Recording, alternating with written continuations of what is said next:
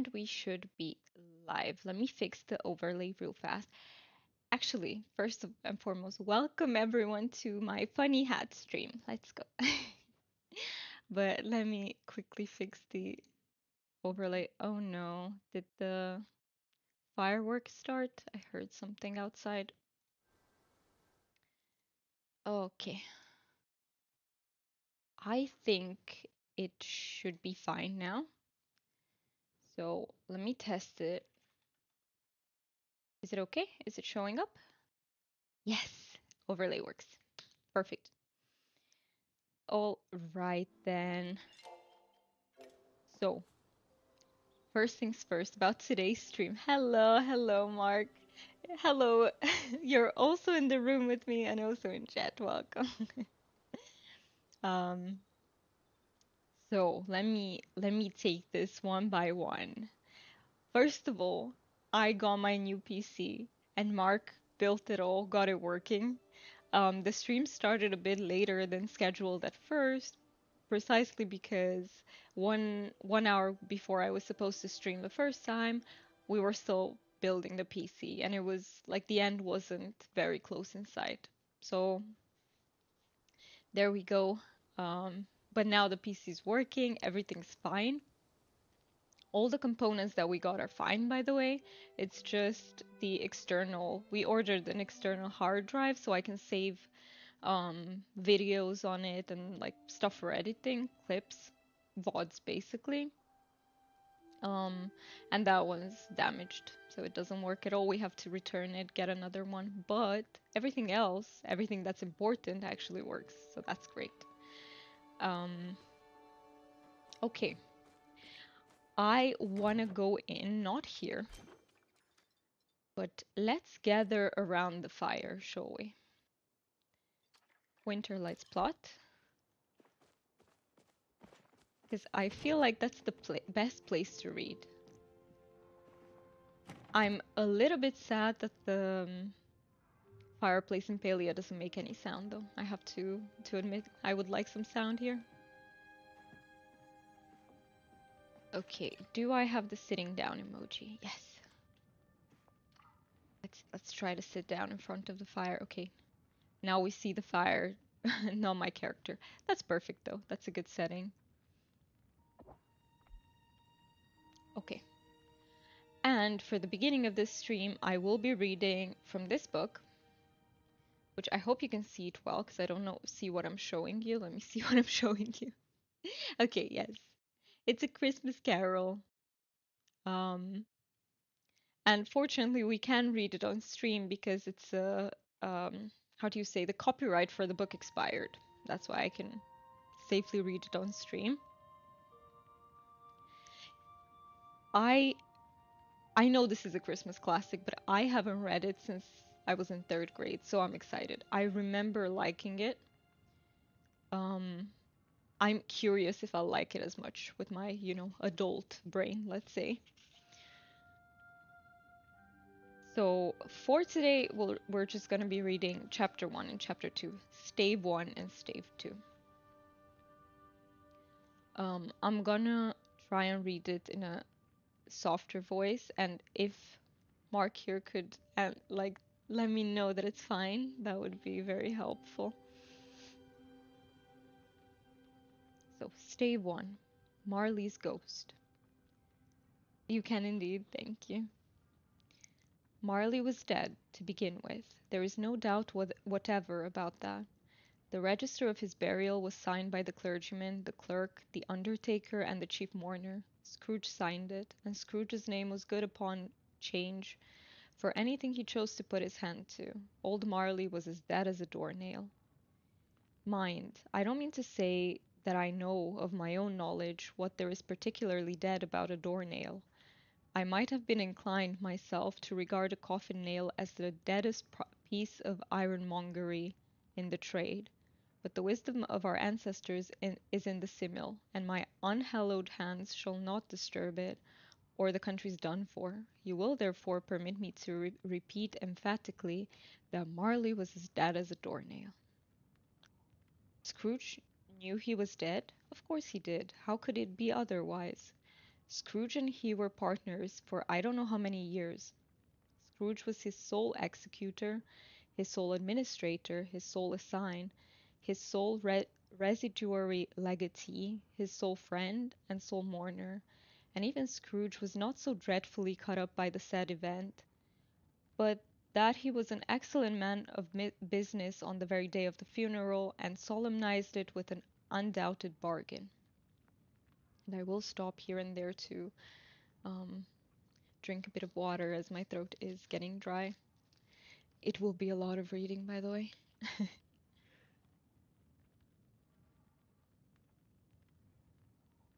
And I will also stop to read chat in case everyone wants to come and say hi, so I am able to notice it.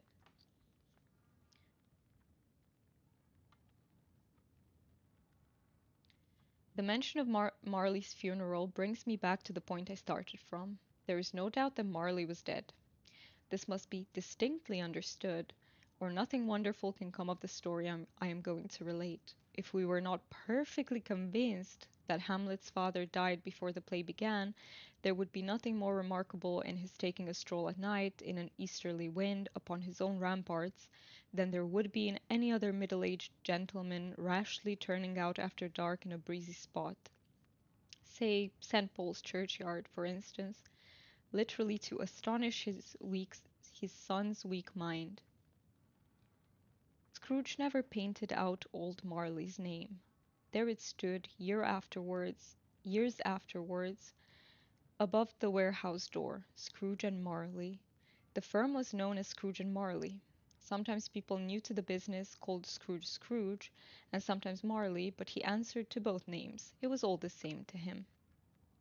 Oh, but he was a tight-fisted hand at the grindstone, Scrooge, a squeezing, wrenching, grasping, scraping, clutching, covetous old sinner, hard and sharp as flint, from which no steel had ever struck out generous fire, secret and self-contained, and solitary as an oyster. The cold within him froze his old features, nipped his painted nose, shriveled his cheek, stiffened his gait, made his eyes red, his thin lips blue, and spoke out shrewdly in his grating voice. A frosty rime was on his head, and on his eyebrows, and on his wiry chin. He carried his own low temperature always about with him. He iced his office, not his coffee, in fact. He iced his office in the dog days, and didn't thaw it 1 degree at Christmas. External heat and cold had little influence on Scrooge. No warmth could warm, no wintry weather chill him. No wind that blew was bitterer than he. No falling snow was more intent upon its purpose, no pelting rain less open to entreaty. Foul weather didn't know where to have him. The heaviest rain and snow and hail and sleet could boast of the advantage over him in only one respect.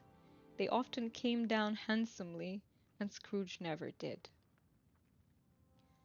Nobody ever stopped him in the street to say, with gladsome looks, "My dear Scrooge, how are you? When will you come to see me?" No beggars implored him to bestow a trifle. No children asked him what it was o'clock. No man or woman ever once in all his life inquired the way to such and such a place of Scrooge. Even the blind men's dogs appeared to know him, and when they saw him coming out, would tug their owners into doorways and up courts, and then would wag their tails as though they said, "No eye at all is better than an evil eye, dark master." But what does Scrooge care? It was the very thing he liked.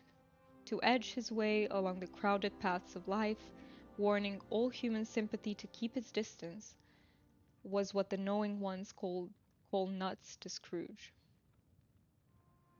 Once upon a time, of all the good days in the year, on Christmas Eve, old Scrooge old Scrooge sat busy in his counting house. It was cold, bleak, biting weather, foggy withal, and he could hear the people in the court outside go wheezing up and down, beating their hands upon their breasts, and stamping their feet upon the pavement stones to warm them, not warn them. The city clocks had only just gone 3, but it was quite dark already. It had not been light all day, and candles were flaring in the windows of the neighboring offices like ruddy smears upon the palpable brown air. The fog came pouring in at every chink and keyhole, and was so dense without that, although the court was of the narrowest, the houses opposite were mere phantoms. To see the dingy cloud come drooping down, obscuring everything, one might have thought that nature lived hard by and was brewing on a large scale. The door of Scrooge's counting house was open, that he might keep his eye upon his clerk, who in a dismal little cell beyond, a sort of tank, was copying letters. Scrooge had a very small fire, but the clerk's fire was so very much smaller that it looked like one coal. But he couldn't replenish it, for Scrooge kept the coal box in his own room, and so surely as the clerk came in with the shovel, the master predicted that it would be necessary for them to part. Wherefore the clerk put on his white comforter and tried to warm himself at the candle, in which effort, not being a man of strong imagination, he failed. "A Merry Christmas, uncle! God save you!" cried a cheerful voice. It was the voice of Scrooge's nephew, who came upon him so quickly that this was the first intimation he had of his approach. "Bah!" said Scrooge. "Humbug!" He had so heated himself with rapid walking in the fog and frost, this nephew of Scrooge's, that he was all in a glow, his face was ruddy and handsome, his eyes sparkled, and his breath smoked again.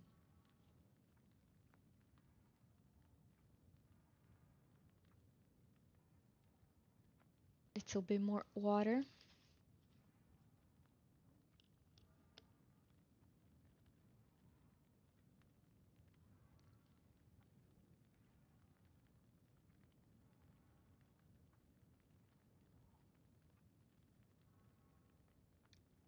"Christmas a humbug, uncle," said Scrooge's nephew. "You don't mean that, I'm sure." "I do," said Scrooge. "Merry Christmas! What right have you to be merry? What reason have you to be merry? You're poor enough." "Come, then," returned the nephew gaily. "What right have you to be dismal? What reason have you to be morose? You're rich enough." Scrooge, having no better answer ready on the spur of the moment, said "Bah!" again, and followed it up with "Humbug!" "Don't be cross, uncle," said the nephew. "What else can I be," returned the uncle, "when I live in such a world of fools as this? Merry Christmas! Out upon Merry Christmas! What's Christmas time to you but a time for paying bills without money? A time for finding yourself a year older and not an hour richer, a time for balancing your books and having every item in them through a round dozen of months presented dead against you. If I could work my will," said Scrooge indignantly, "every idiot who goes about with Merry Christmas on his lips should be boiled with his own pudding, and buried with a stake of holy through his heart. He should." "Uncle," pleaded the nephew. "Nephew," returned the uncle sternly, "keep Christmas in your own way, and let me keep it in mine." "Keep it," repeated Scrooge's nephew, "but you don't keep it." "Let me leave it alone, then," said Scrooge. "Much good may it do you, much good it has ever done you." "There are many things from which I might have derived good, by which I have not profited, I dare say," returned the nephew, "Christmas among the rest.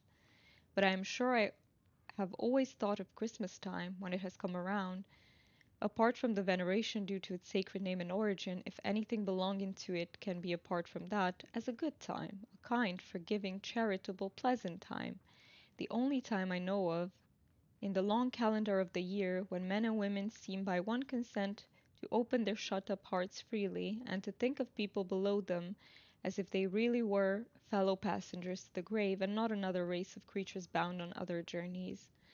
And therefore, uncle, though it has never put a scrap of gold or silver in my pocket, I believe that it has done me good, and will do me good, and I say, God bless it."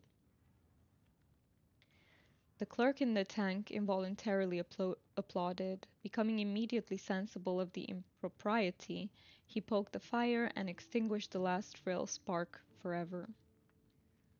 Let me hear another sound from you, said Scrooge, and you'll keep your Christmas by losing your situation. You're quite a powerful speaker, sir, he added, turning to his nephew. I wonder you don't go into Parliament. Don't be angry, uncle. Come, dine with us tomorrow. And I see, Mark, that you wrote that's pretty hardcore of him. I hope it wasn't too long ago. Did you mean of the nephew? Like he was pretty badass with his reply, or what do you mean? Oh, that they should. Oh, it was that line that they should be boiled with their own pudding. Okay, I see. I see. Um, Scrooge said that he would see him. Yes, indeed he did. He went the whole length of the expression, and said that he would see him in that extremity first. But why? Cried Scrooge's nephew. Why? Why did you get married? Said Scrooge. Because I fell in love. Because you fell in love, growled Scrooge, as if that were the only thing in the world more ridiculous than a Merry Christmas. Good afternoon. Nay, uncle, but you never come to see me before that happened. Why give it as a reason for not coming now? Good afternoon, said Scrooge. I want nothing from you. I ask nothing of you. Why cannot we be friends? Good afternoon, said Scrooge. I am sorry with all my heart to find you so resolute. We have never had any quarrel to which I have been a party, but I have made the trial in homage to Christmas, and I'll keep my Christmas humor to the last. So a Merry Christmas, uncle. Good afternoon, said Scrooge. And a Happy New Year. Good afternoon, said Scrooge. His nephew left the room without an angry word, notwithstanding. He stopped at the outer door to bestow the greetings of the season on the clerk, who, cold as he was warmer than Scrooge, for he returned them cordially. There's another fellow, muttered Scrooge, who overheard him. My clerk, with 15 shillings a week and a wife and family, talking about a Merry Christmas. I'll retire to Bedlam. This lunatic, in letting Scrooge's nephew out, had let 2 other people in. They were portly gentlemen, pleasant to behold, and now stood with their hats off in Scrooge's office. They had books and papers in their hands and bowed to him. Scrooge and Marley's, I believe, said one of the gentlemen, referring to his list. Have I the pleasure of addressing Mr. Scrooge or Mr. Marley? Mr. Marley has been dead these 7 years, Scrooge replied. He died 7 years ago this very night. We have no doubt his liberality is well represented by his surviving partner, said the gentleman, presenting his credentials. It certainly was, for they had been 2 kindred spirits. At the ominous word liberality, Scrooge frowned and shook his head and handed the credentials back. At this festive season of the year, Mr. Scrooge, said the gentleman, taking up a pen, it is more than usually desirable that we should make some slight provision for the poor and destitute, who suffer greatly at the present time. Many thousands are in want of common necessaries, hundreds of thousands are in want of common comforts, sir. Are there no prisons? Asked Scrooge. Plenty of prisons, said the gentleman, laying down the pen again. And the union workhouses? Demanded Scrooge. Are they still in operation? They are, still, returned the gentleman. I wish I could say they were not. The treadmill and the poor law are in full vigor, then, said Scrooge.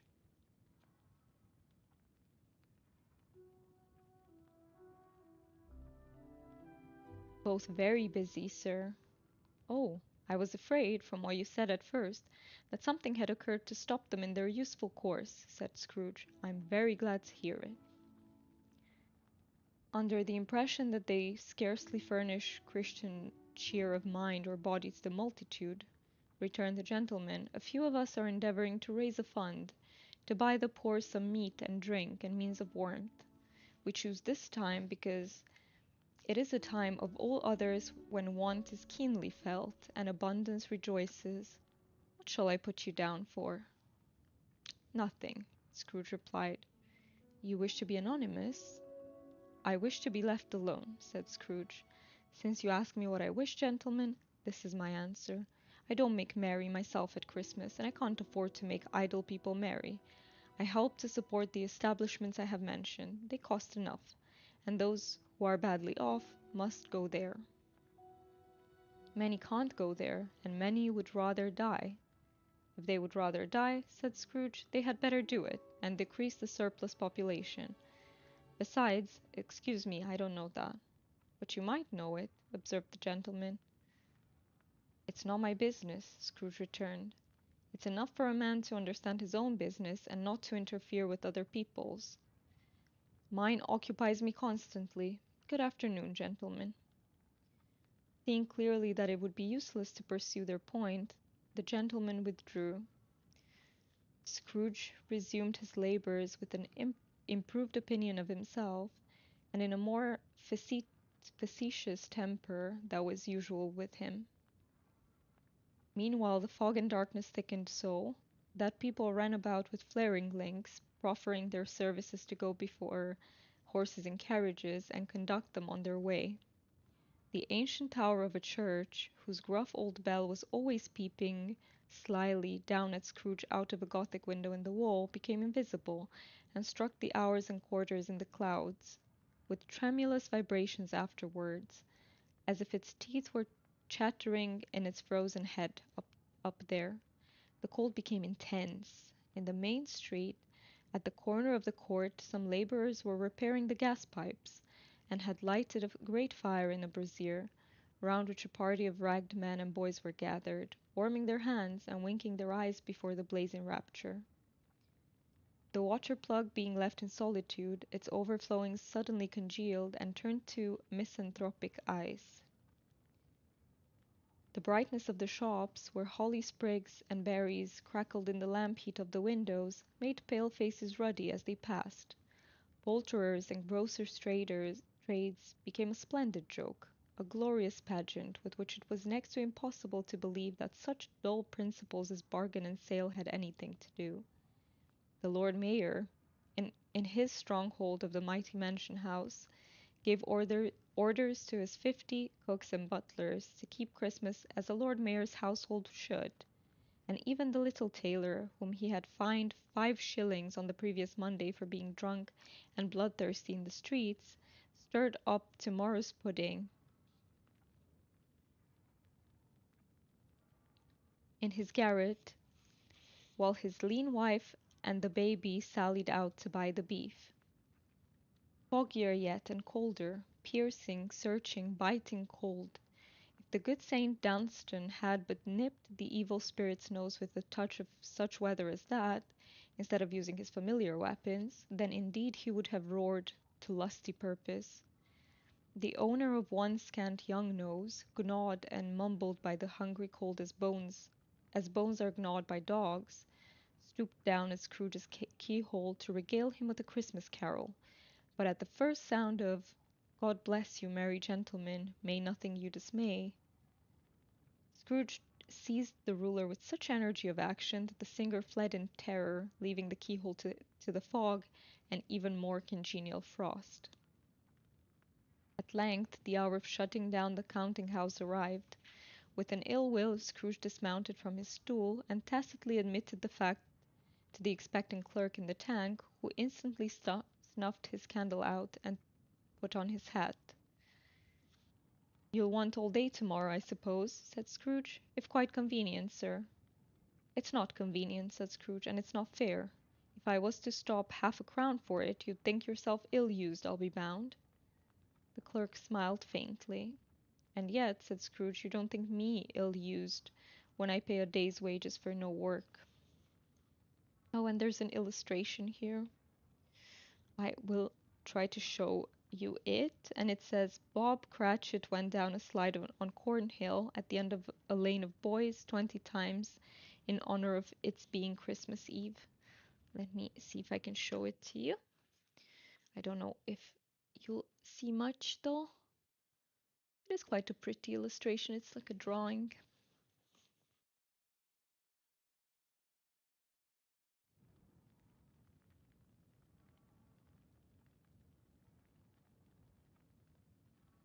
The clerk observed that it was only once a year. A poor excuse for picking a man's pocket every 25th of December, said Scrooge, buttoning his great coat to the chin. But I suppose you must have the whole day. Be here at the earlier. Be here all the earlier next morning. The clerk promised that he would, and Scrooge walked out with a growl.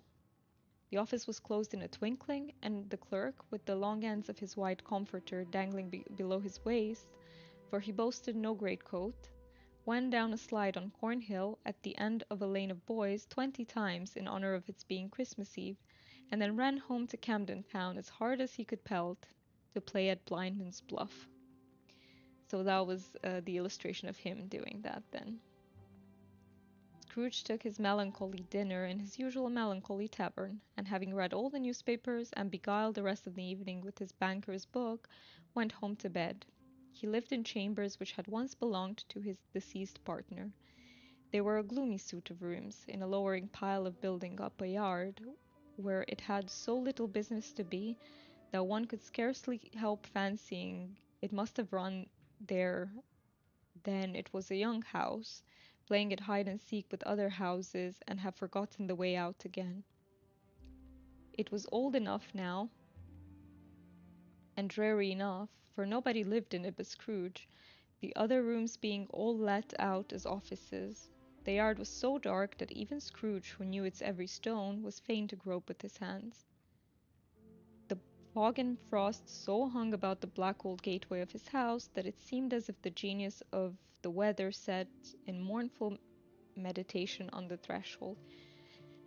This book has some very convoluted sentences for my brain.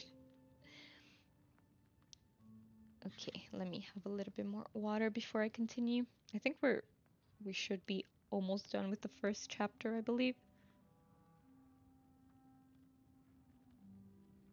It's not a long book, it's basically a novella, not even a novel. That's why I chose to read it. And I split it in 3 streams, so it's not too much at once.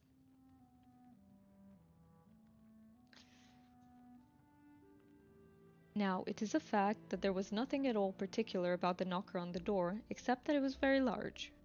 It is also a fact that Scrooge had seen it, night and morning, during his whole residence in that place.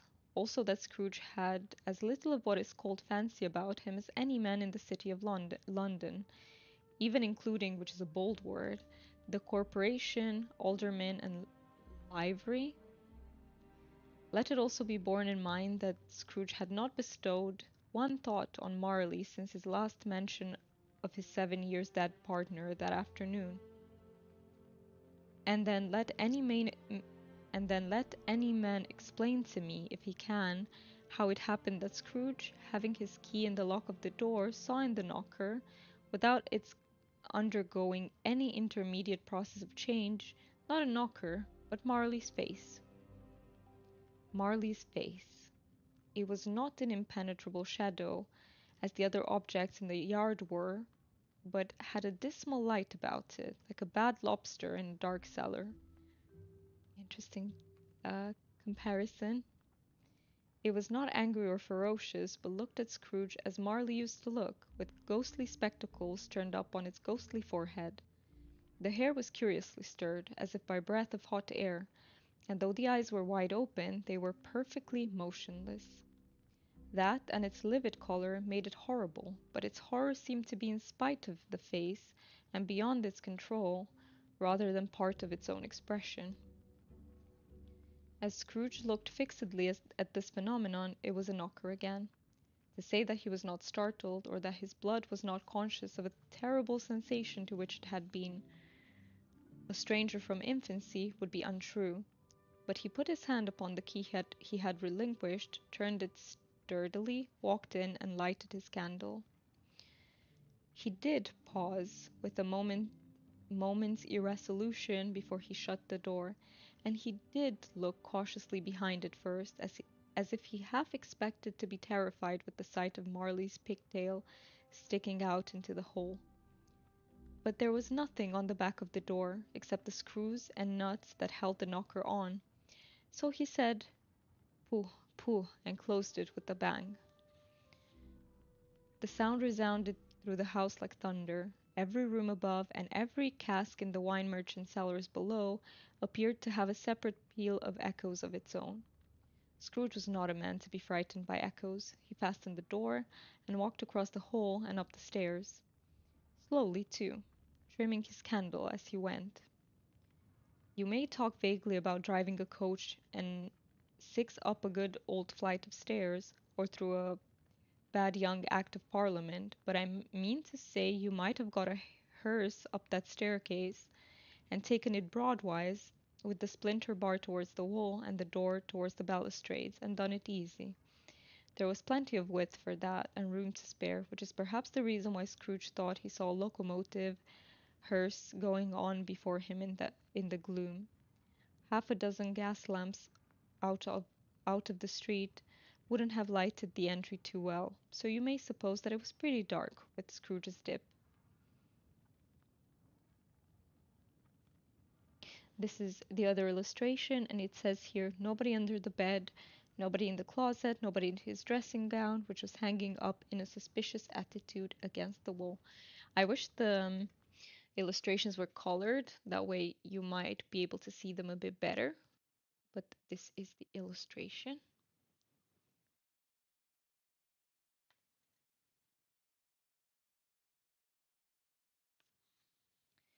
Up Scrooge went, not caring a button for that.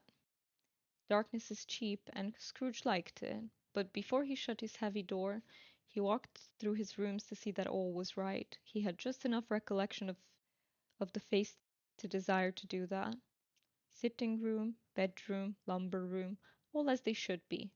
Nobody under the table, nobody under the sofa, a small fire in the grate. I just realized that we can't hear the Palia background noise anymore because I had it minimized. Okay, so nobody under the sofa, a small fire in the grate, spoon and basin ready, and the little saucepan of gruel, Scrooge had a cold in his head, upon the hob. Nobody under the bed, nobody in the closet, nobody in his dressing gown, which was hanging up in a suspicious attitude against the wall. Lumber room as usual. Old fireguard, old shoes, two fish baskets, washing stand on three legs, and a poker. Quite satisfied, he closed his door and locked himself in. Double locked himself in, which was not his custom. Thus secured against surprise, he took off his cravat, cravat? I don't know how you read that word. Put on his dressing gown and slippers and his nightcap, and sat down before the fire to take his gruel. It was a very low fire indeed, nothing on such a bitter night.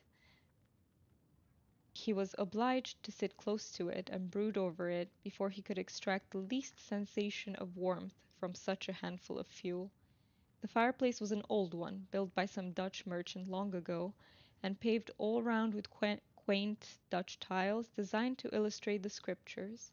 There were Cains and Abels, Pharaoh's daughters, queens of Sheba, angelic messengers descending through the air on clouds like feather beds, Abraham's, Belshazzar's apostles putting off to sea in butter boats, hundreds of figures to attract his thoughts. And yet that face of Marley, 7 years dead, came like the ancient prophet's rod and swallowed up the whole. If each smooth tile had been a blank at first, with power to shape some picture on its surface from the disjointed fragments of his thoughts, there would have been a copy of old Marley's head on every one. Okay.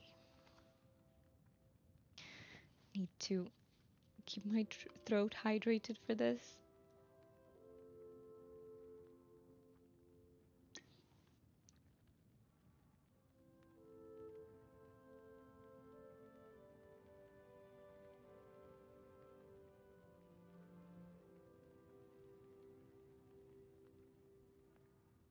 Humbug, said Scrooge, and walked across the room.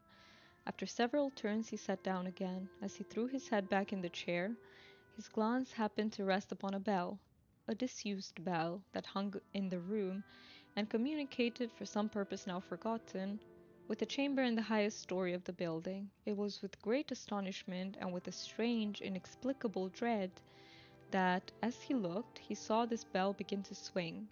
It swung so softly in the outset that it scarcely made a sound, but soon it rang out loudly, and so did every bell in the house. This might have lasted half a minute or a minute, but it seemed an hour. The bells ceased as they had begun, together.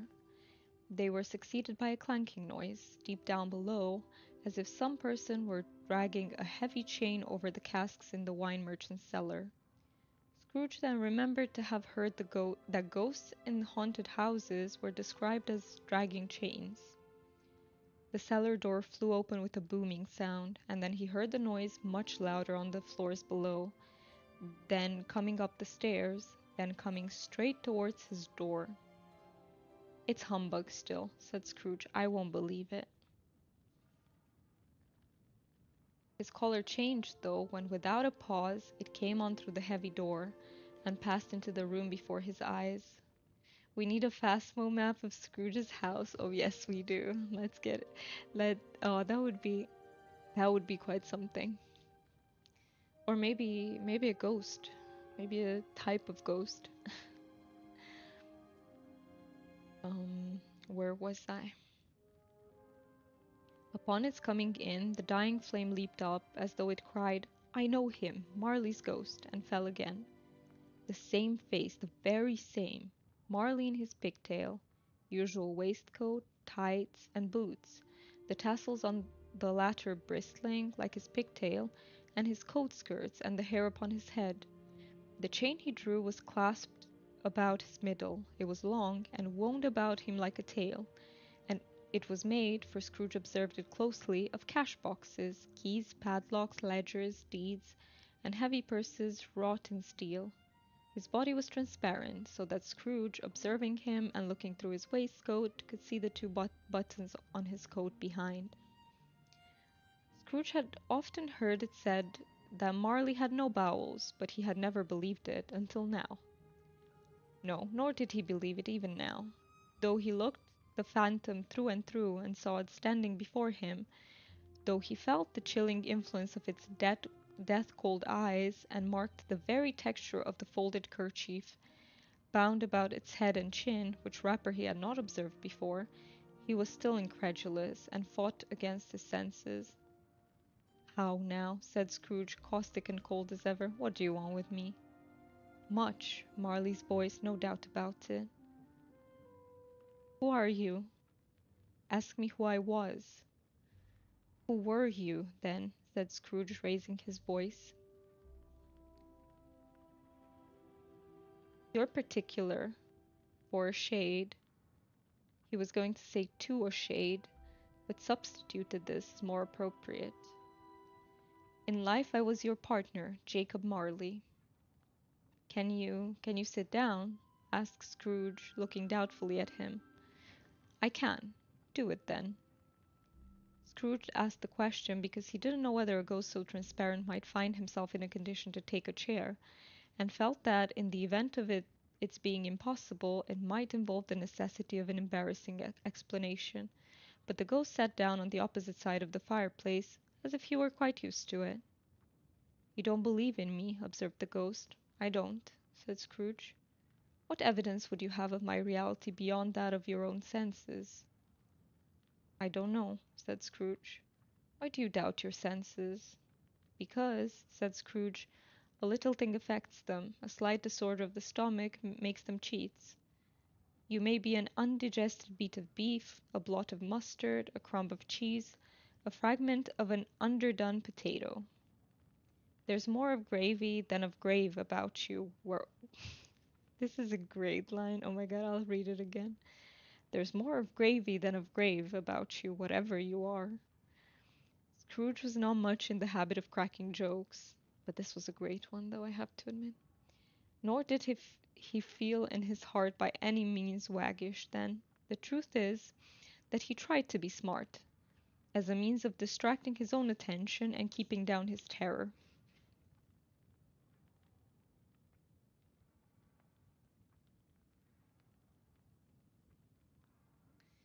For the spectre's voice disturbed the very marrow in his bones.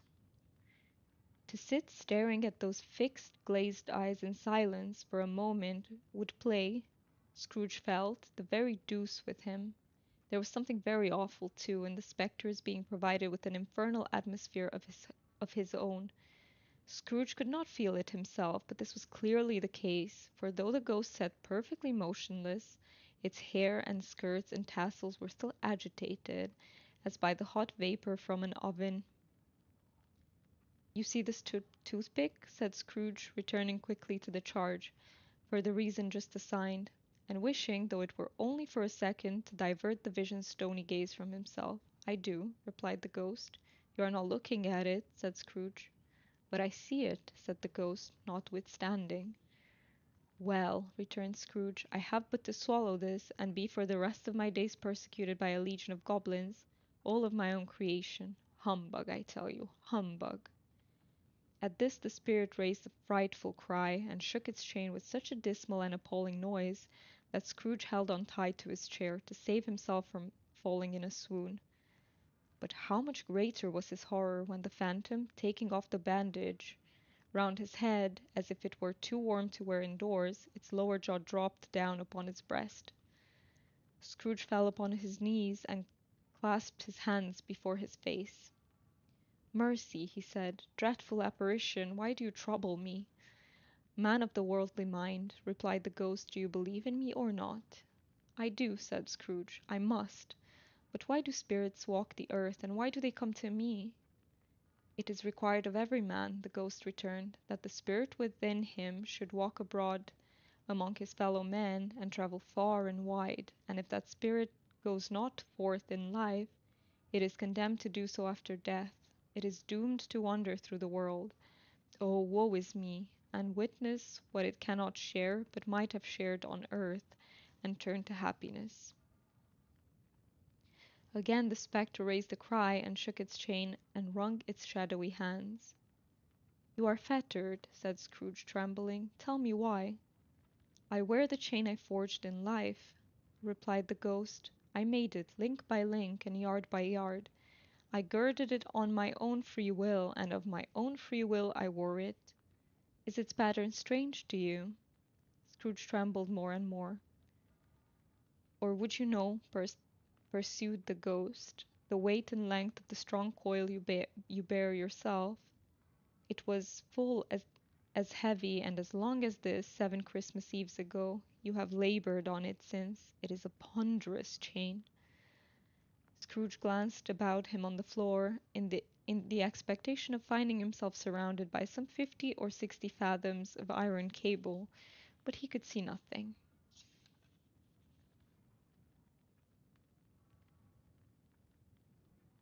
This is another illustration which says, "I wore the chain I forged in life, I made it link by link." Let me show it to you if you can. Oops, let me center it. You can make out anything.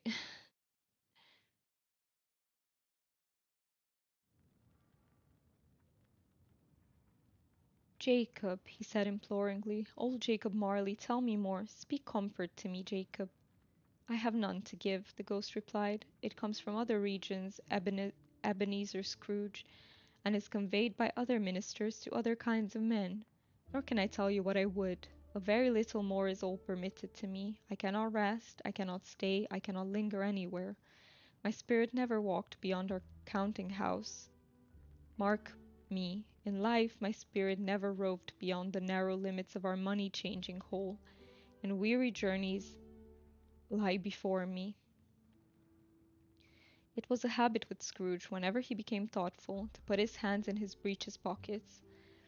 Pondering on what the ghost had said, he did so now, but without lifting up his eyes or getting off his knees. "You must have been very slow about it, Jacob," Scrooge observed in a businesslike manner, though with humility and deference. "Slow," the ghost repeated.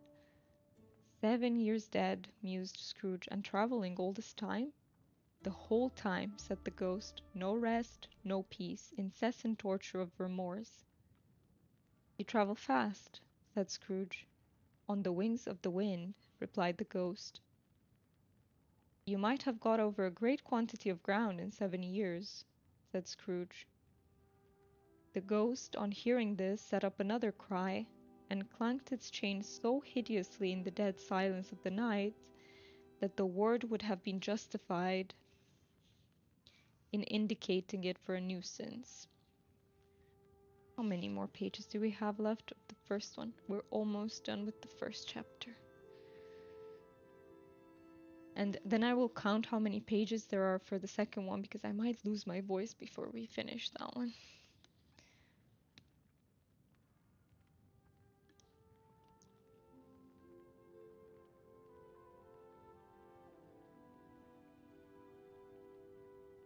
Oh, captive, bound and double ironed, cried the phantom, not to know that ages of incessant labor by immortal creatures, for this earth must pass into eternity before the good of which it is susceptible is all developed. Not to know that any Christian spirit working kindly in its little sphere, whatever it may be, will find its mortal life too short for its vast means of usefulness. Not to know that no space of regret can make amends for one life's opportunities misused. Yet such was I, oh, such was I. But you're always a good man of business, Jacob, faltered Scrooge, who now began to apply this to himself. Business, cried the ghost, wringing its hands again. Mankind was my business, the common welfare was my business, charity, mercy, forbearance, and benevolence were business. The dealings of my trade were but a drop of water in the comprehensive ocean of my business. It held up its chain at arm's length, as if that were the cause of all its unavailing grief, and flung it heavily upon the ground again. At this time of the rolling year, the spectre said, I suffer most. Why did I walk through crowds of fellow beings with my eyes turned down, and never raise them to that blessed star which led the wise men to a poor abode? Were there no poor homes to which its light would have conducted me? Scrooge was very much dismayed to hear the spectre going on at this rate, and began to quake exceedingly. Hear me, cried the ghost, my time is nearly gone. I will, said Scrooge, but don't be hard upon me. Don't be flowery, Jacob, pray. How it is that I appear before you in a shape that you can see, I may not tell. I have sat invisible behind you many and many a day. It was not an agreeable idea. Scrooge shivered and wiped the perspiration from his brow. That is no light part of my penance, pursued the ghost. I am here tonight to warn you that you have yet a chance and hope of escaping my fate, a chance and hope of my procuring Ebenezer. You are always a good friend to me, said Scrooge. Thank ye. You will be haunted, resumed the ghost, by three spirits. Scrooge's countenance fell almost as low as the ghost's had done. Is that the chance and hope you mentioned, Jacob?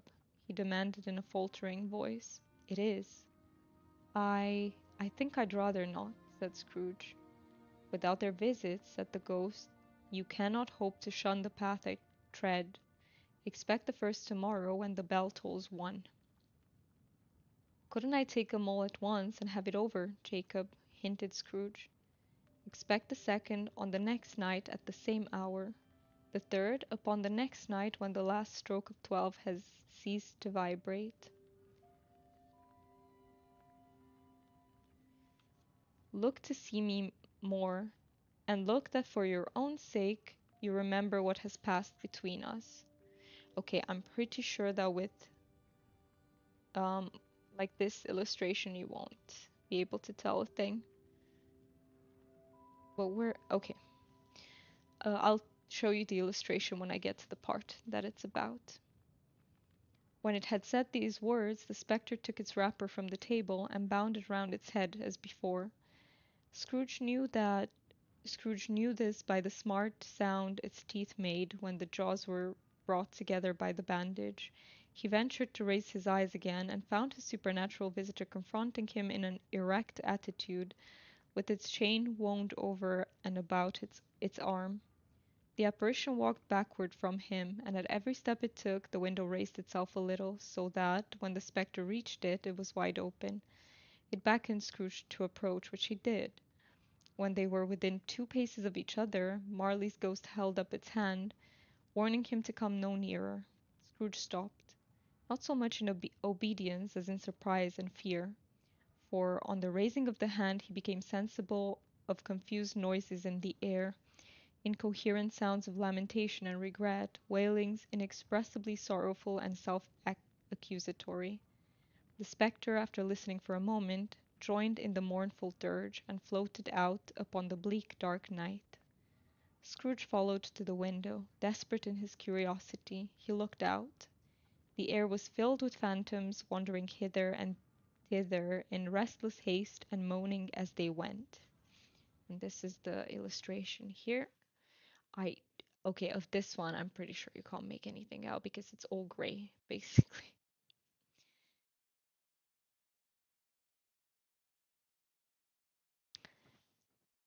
Every one of them wore chains like Marley's ghosts, some few. They might be guilty governments, were linked together, none were free. Many had been personally known to Scrooge in their lives. He had been quite familiar with one old ghost in a white waistcoat, with a monstrous iron safe attached to its ankle, who cried piteously at being unable to assist a wretched woman with an infant, whom it saw below upon a doorstep. The misery with them all was clearly that they sought to interfere for good in human matters, and had lost the power forever. Whether these creatures faded into mist, or mist enshrouded them, he could not tell, but they and their spirit voices faded together, and the night became as it had been when he walked home. Scrooge closed the window, and examined the door by which the ghost had entered. It was double locked, as he had locked it with his own hands, and the bolts were undisturbed. He tried to say humbug, but stopped the first syllable, and being, from the emotion he had undergone, or the fatigues of the day, or his glimpse of the invisible world, or the dull conversation of the ghost, or the lateness of the hour, much in need of repose, went straight to bed without undressing, and fell asleep upon the instant. Okay, and this was chapter 1. Let me see, how many pages would there be in chapter 2? Is there any chance I could do them today? My voices tell me no, though. 6, 8.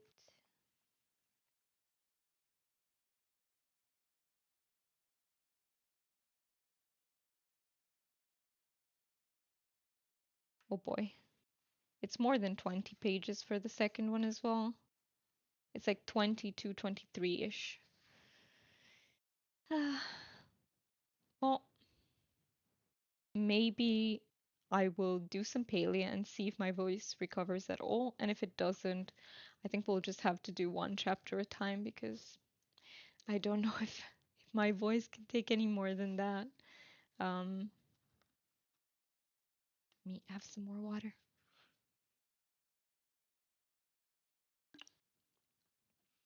Now that I'm reading it again, it actually comes back to me how convoluted I thought it was at first too. Like, not the words or anything, those are simple. It's like pretty easy to understand, but the sentence structure tends to be very complicated. So it's a bit hard to read and maybe hard to understand. I hope um yeah, I hope you could understand. About the story itself, I think there is something, yeah, it's Old English, right? But I don't just think it's Old English. I think there used to be a trend, right, in um during these times, like if you check other writers, I hope I'm not like when when did Charles Dickens um live? He was like, was it 1800s? Something like that, or was he, let's see. Yeah, 1812 to 1870. Yeah, like in the 19th century, I feel like literature was just kind of like this, where there's a French writer, Marcel Proust. I'm not sure if he lived exactly at this time, but his sentence structure is really, really convoluted as well. I think it was just a trend in literature back then. Um, but yeah, what I like about this and other Christmas stories of this time is that they tend to be quite dark. Like, you know, nowadays we have like everything that's Christmas related is very lighthearted. Like you have Christmas comedies or rom-coms or whatever. Um, but they used to be really dark, and I like this. There is a story which is, what's it called in English? It's by Hans Christian Andersen. I don't know how you pronounce his name. Um, and it's about a girl with like matches, the girl with the matches or something like this. That one is so heartbreaking. It is so sad, but it's dark, right? I like them. I like them. I like that. I could do without the convoluted structure. That's not for me. Um I like it when prose is very, very accessible, clear, easy to understand. But yes, I like the story itself. And I guess I will comment on that more with every chapter that goes by. All right, let's do some Palia. So where was I? You know, now that I have Palia set all to like the highest settings, it doesn't make much of a difference. Palia looks like very similar at very high settings. In my other games where I tested, the new PC, it actually looks like it's a very big difference. But in Palia, not so much. Okay, so I will leave the bathroom alone. Time to work on the kitchen. And because it's time to, and the curtains, so I really want to check out the new curtains. Let me do that first. And in order to do that, I know we'll need a lot of fabric because I checked the recipes beforehand. So let me go to Zeki's and buy some fabric. Also, isn't this book really pretty? Like, I was looking for something to buy that I could read on stream, and I was just like, I love how simple the design is, but so Christmassy at the same time, with the red and golden colors. And I really, really like how the outside of the pages, I don't know if you can see it, if I'm showing you well, is golden. So I really, really like that.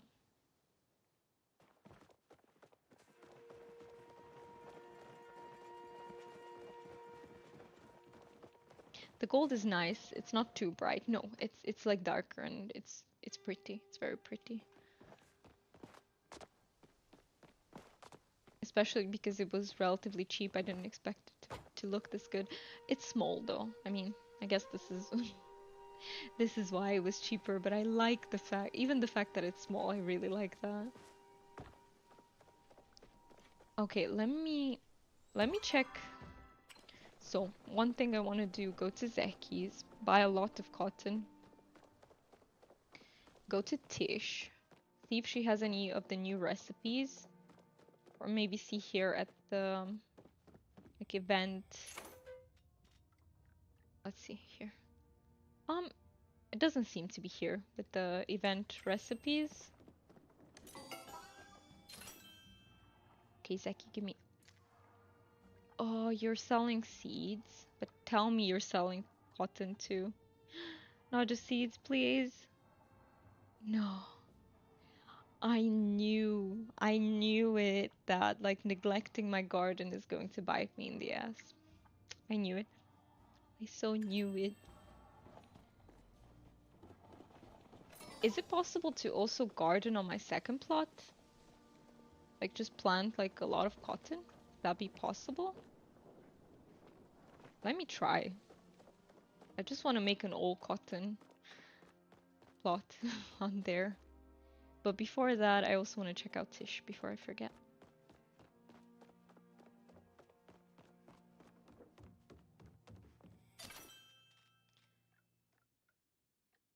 So she sells fabric. I can just buy the fabric.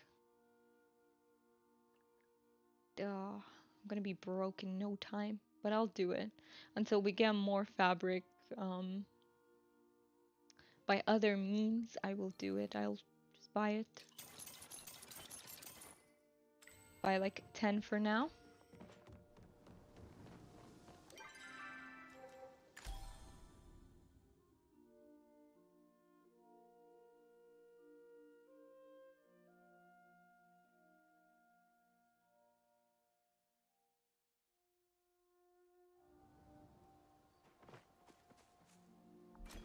Okay, so if I go to the winter, actually, let me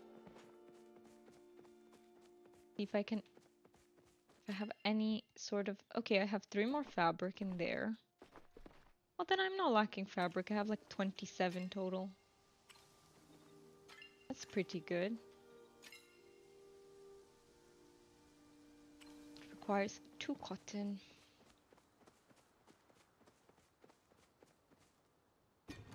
See how many seeds I have. I have 25 seeds.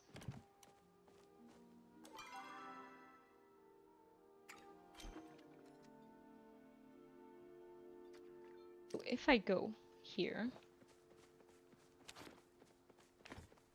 Oh, but I need to plant. Wasn't it like, how did I actually?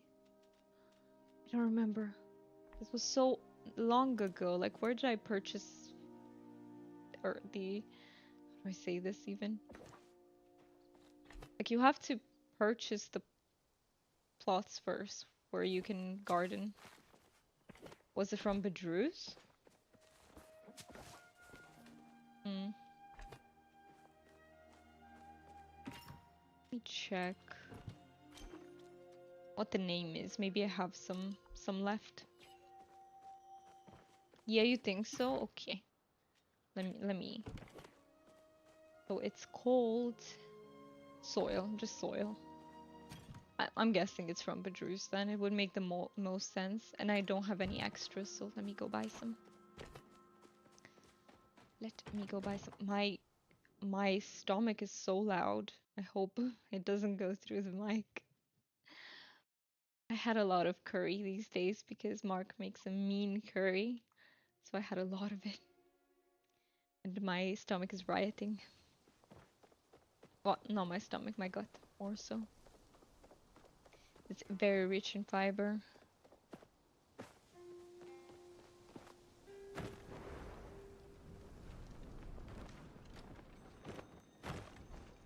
It is so refreshing to not have those stutters anymore. Oh my god, I couldn't even... I can't even put that into words, how much better this is. The game will still occasionally have its stutters, but those are not from me anymore. They are just from the servers. But it's not like before. I'm happy about that.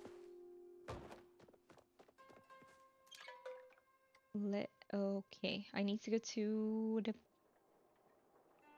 Is it Leaf Hopper that's closest to Bedrew's? If I don't play for a while, then I forget these names. Which lately I've been obsessed with Infinity Nikki. That's pretty much everything I've been playing. Okay.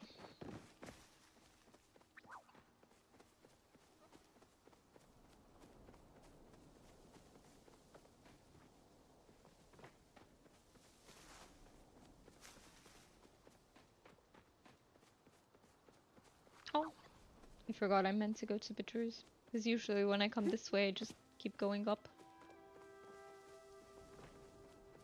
I just have to go to where he has his counter, right here.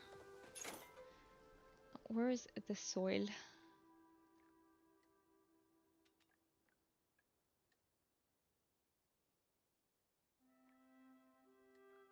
So that I can't buy more soil from him? Do I have as much soil as I can have? It would be a little bit of cheating, I think, if we could have all those soil pieces on every single plot. So I guess you have to, you know, they're across all the plots. I'll still wait to talk to Badru just in case, but oh, it's 2 a.m. Never mind. I will go find the chopper pile in the meantime, though. Hmm. Well, I guess then I just have to buy all the fabric I need from Tish. I'll be broke in no time. Let's go.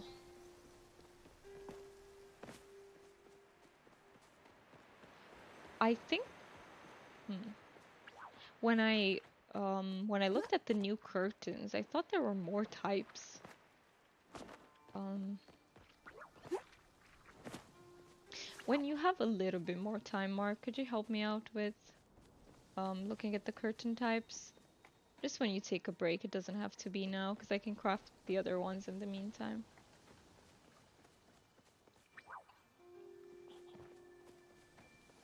Okay, well, I was thinking, I was genuinely not paying attention to the chopper pile, so I'll I'll go over where I've been once again, just in case.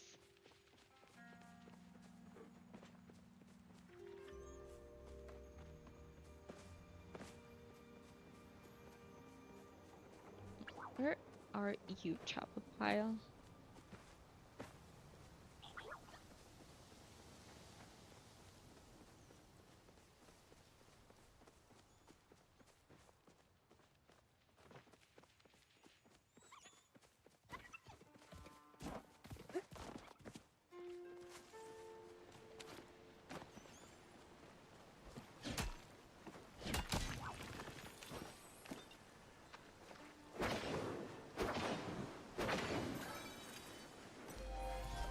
Also, now we have XP numbers as well. I thought I read about that, but I didn't experience them yet in the game. That's pretty cool. So now you... Oh, okay, no, you can't see that. Then what relevance do the numbers have if you can't see exactly how much you're missing? I'm not sure about that. Maybe there is, you know, some importance for that.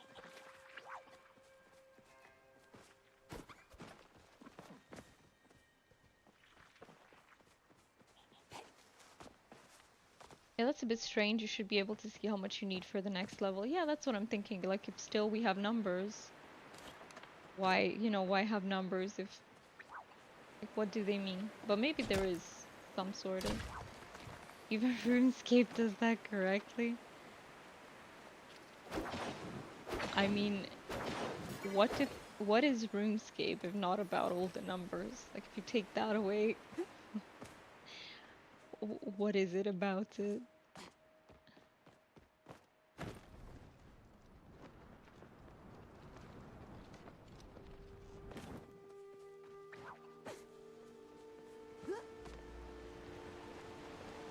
Also, see, Scrooge uses a lot of ba as you do.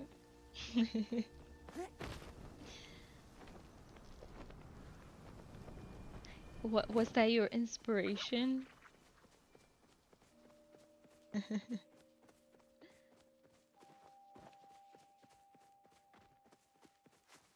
I think I've asked you this before, but is it like a British thing? I have no idea where the chopper pile is, by the way. No, my inspiration came from Final Fantasy 12. Okay, well, I'll try. I remember I asked this before, but I'll try to keep it in mind. I've used it a lot in that, I see. Okay. Final Fantasy 12.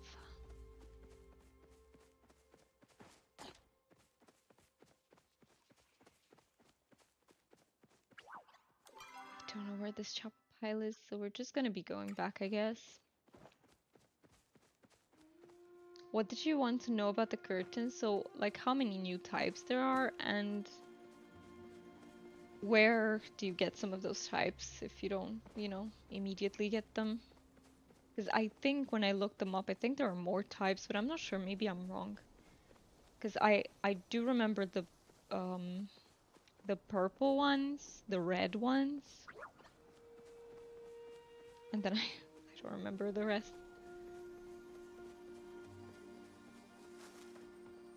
I was just very excited that we do have new curtains because until now we were supposed to force like bellflower ones with everything, but they don't work everywhere. Now we have way more like um models to choose from. And I also love the fact that you get both like big types and small types. That is so awesome. Oh, that's just stream elements. Hello, stream elements.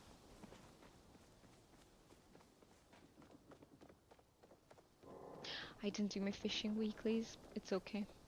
I don't know if I'll have time outside of the decorating because I want to prioritize the decorating, but if I do, I will try to remember. Go home.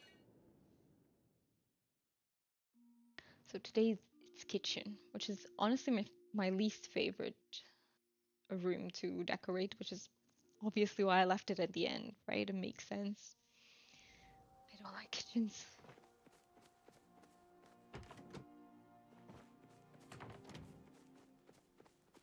Should I craft like one of each small, like tiny curtain? So we try all of them out. Yes, that's exactly what I'll do. So curtains, I have arch small ones. Let's go.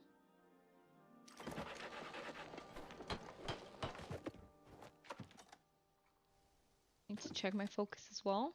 Then I had the red ones, which are cozy safe small curtains. Wait, I'm missing copper bars. Oh no, not the copper bar. Oh, never mind. I have 20. I have enough. And then the other ones must be named something else because...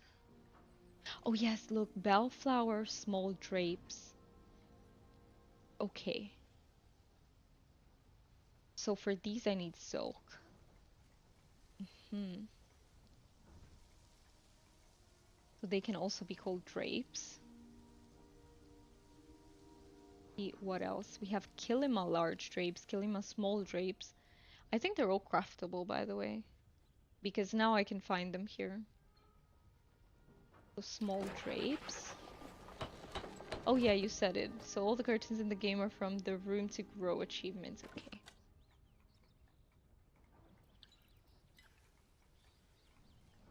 So now it's the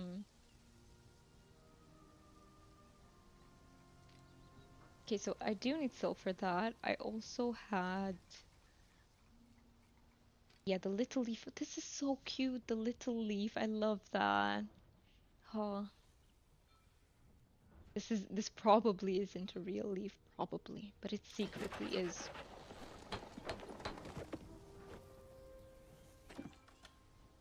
And I think that's the last one. Yeah, I just need to craft. No, there's a makeshift one. Wait. Makeshift small curtain. It's so cute. It's so patchy. Okay, I need to replenish focus. Furniture making is now level 24. Okay. Let's go try them out. Or should we try them out when I get the remaining silk as well? I mean, theoretically I'll have it, but in lots of minutes. No, let's try these out and we'll see what the other ones look like at the very end. Let me go back to the Winterlights plot. So I think I do like the bellflowers in here. I feel like they really match. So I'm gonna leave them in here. But then let's play with the rest of the rooms a little bit. So I can have the Kilima ones. They're huge. You know, I could put these in here and just move the skates a little bit. I think that might be fine. And the banjo. Or lute, sorry, that's a lute. These ones I don't like as much in here, personally. Not feeling them as much. I think these ones would be so cute in the kitchen. These, for some reason, give me kitchen vibes. And let's see the leaf. The leaf is cute. I like it. Doesn't give me that much of a Christmassy vibe though, but I really like the leaves. And this is weird because it. Wait a minute. This. I think this might need some fixing because it's too flat and it what's the word? Clips into. Yeah, the.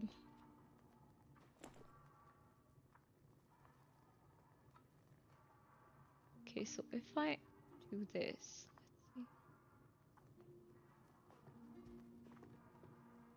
Or are they supposed to be higher up? Sort of, yeah, but then can we pick exactly where the windows are? Wait a minute, I didn't even know that. No, that's removing the wallpaper, so how can I make the window be higher? I'm so confused. Because if you see these curtains, they're huge, but if I can't make the window be higher, then what do I do with the curtains, right? It doesn't make sense that it would be like this, to me at least. Clips into the floor. Something's in the way. You know, it looks very weird, like, I'm a bit confused. Is it different maybe if you have the bigger house, or I don't know. I really don't know how to modify those windows so that it's Let me see if I go outside.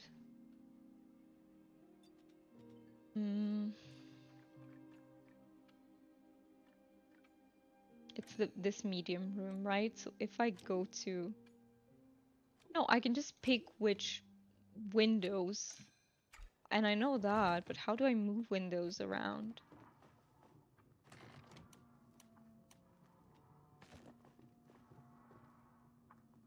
I don't know. I don't know about that. That looks really weird because it starts so high up. Okay, I guess no curtains then. I was excited, but maybe there's a way and I don't know it. I'm really not um knowledgeable at all about building and decorating in this game, so it could be done. I will, as always, have to check out like a YouTube guide after the stream or before next stream. Let me think. Yeah, I should go start crafting all of the stove and the like everything we need. I don't want to put them in the shipping bin though. I think I'll keep the wallpaper on me because we're gonna have to use it. I'll keep the charcuterie. Some of these things I'll keep, right? I think I prepped them for the kitchen. And yeah, I don't think we have spare stove or spare, what else it is, the counter? I don't know what you call them, so let's go see.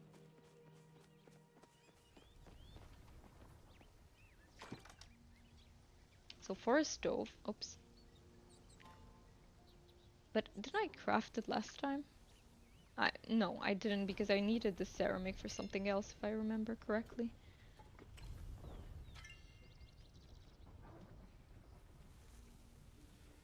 No more clay. I think I should go get more clay. So, one standard stove. Picked. Then we need standard oven, right? Picked. I'm not really, mind you, I'm not really looking to like make it functional. I won't put like two counters, two ovens, two stoves, because I'll use my main plot for cooking basically. I just want to make it look like a kitchen. I guess that is the purpose. It sounds louder than it looks. Maybe this alarm clock would work somewhere. I don't think I've tried it. Have I? Oh, where is it if it's not in my... It says I crafted it before, so maybe I'm using it in my in this plot, on this plot, sorry. I think I'll make another one so I can try it in the other one, the other plot. Okay, what else?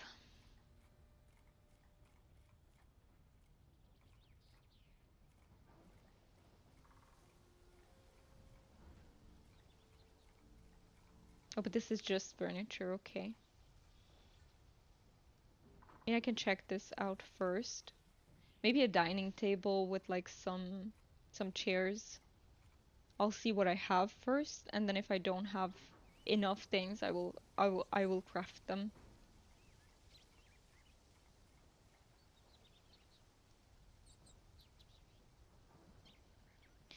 Anything else that I could be using? I also have these gourmet pot piles and everything, which is one I was missing.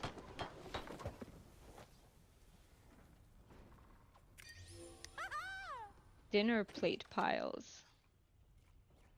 I'll make more when I... First I want to put down all the furniture and then I will um, do the clutter part. So pretty.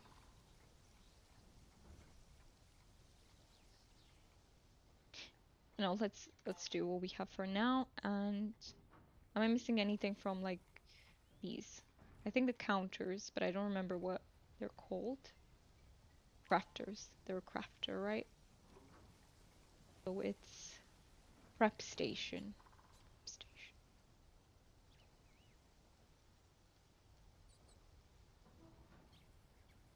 Do I need to put this down or can I use something from the other sets? Like that look like counters but don't necessarily have to have that function to them. Let's see from ranch house. Well, we have nightstands. Could we use nightstands for that? I could try and see how big they are. We also have a mirror. I need silver for this. Okay. So I need to go find more copper. And we have some dining chairs. Let me make a dining chair. Okay, this is gonna allow us to get another recipe. This looks like an armchair, I think. See the armchair. What does it require? Coffee table. Let's make the armchair as well. Trying to get as many recipes as I can. Maybe there is a counter. Bed. Let's get this wardrobe.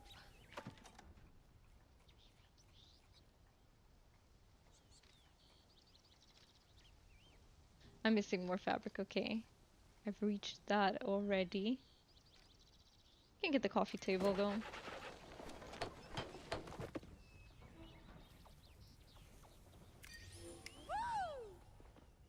But I was really, because I was so looking forward to reading today, and I was a bit anxious because it's my first time reading on stream. I forgot to ask everyone, like, how is everyone's day going?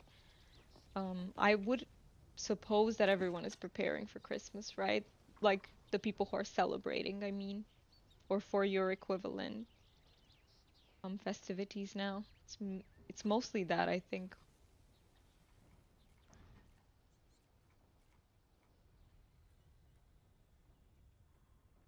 Um, the wardrobe.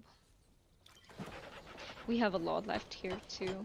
We have a lot of cleaning left to do. Veggie pot. Because, yeah, the PC building took like one extra day from what we were expecting it to. Which is completely fine because I'm just happy that it all works. Oh, I'm so relieved. I was dreading, like one, at, well, I was dreading any of the components to be like damaged because having to return stuff is very, very anxiety inducing for me. And I honestly don't really have much battery left to begin with because of how much prep there is to do for the holidays. Um, so yeah, I'm just happy that I don't have to go through that with any of the components except the external hard disk, but that's not as stressful for me. It's not as high value of a component where in my mind, even if, oh, maybe if I don't manage to, you know, send it back or get it back in time, I won't be like, oh, it's a tragedy. It's not ideal, but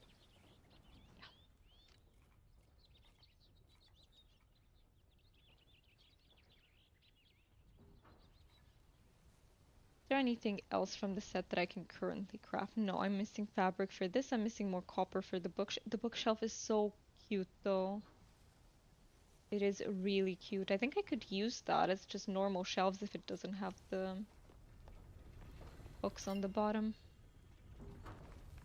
See, maybe I can craft it.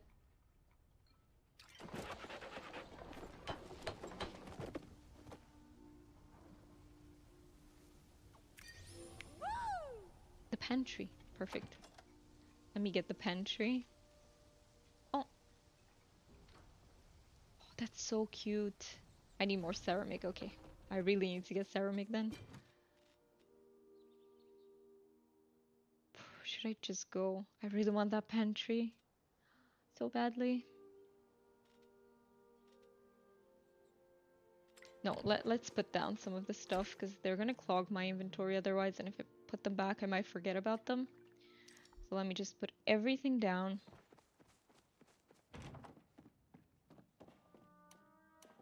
Somewhere, like it's not gonna be the final, you know, layout.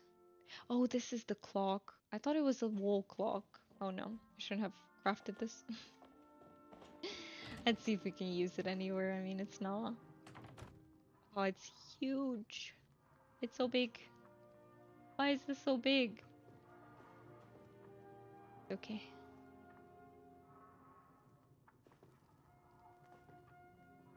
See if I can find any place for it, and if I cannot.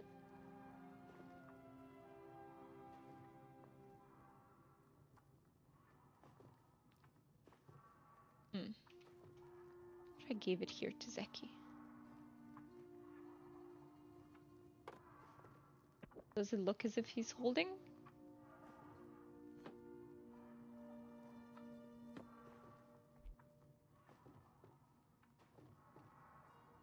I'm not sure if that looks a bit weird or not.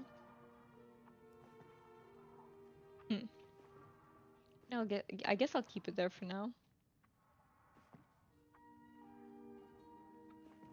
Ah, I also had a shelf here. What if it would work better on the shelf? I think I need to do the tactic where I move the shelf.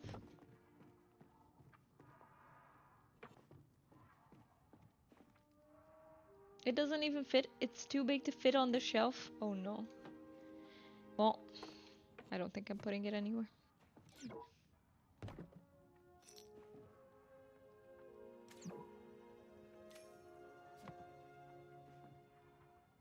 Whereabouts was it? I think it was sort of somewhere there, approx. Okay, so we have the stove.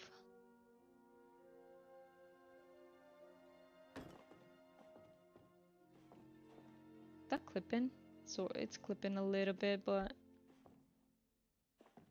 good enough. Then we have the oven, which I'm just gonna put here somewhere. Or not. Maybe here.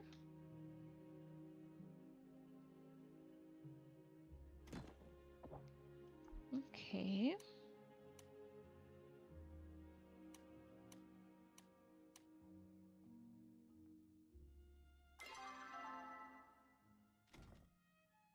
Oh yes, the sink. The coffee table might be too small though for here. Coffee tables are generally, yeah, it's pretty small. Pretty small. Although it's cute. It's cute though. If I can find a place for it, or if the kitchen's, you know, too... But I think more than this, I need a dining table.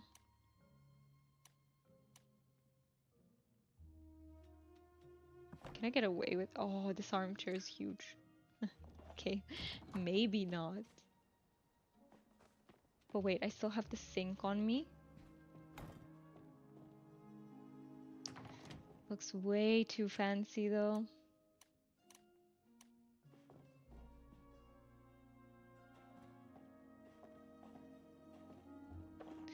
Pick a different one. That won't too fancy.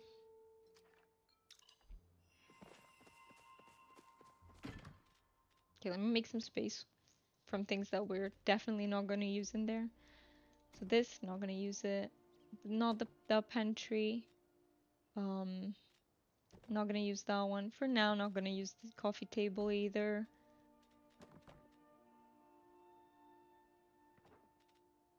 Okay.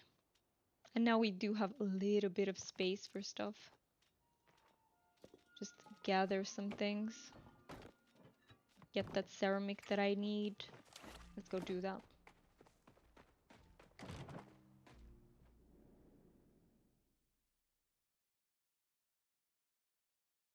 Ceramic and silver, was it? Silver for the mirror. I don't know if I need that mirror though, so that's not, you know, the biggest priority.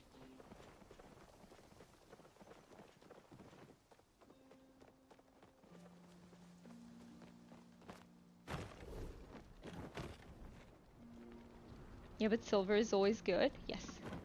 You are not wrong about that. Silver is always good.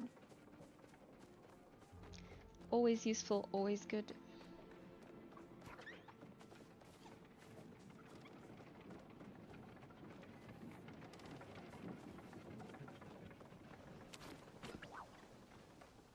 Oh, there's a big copper node here. Let's get it on the way.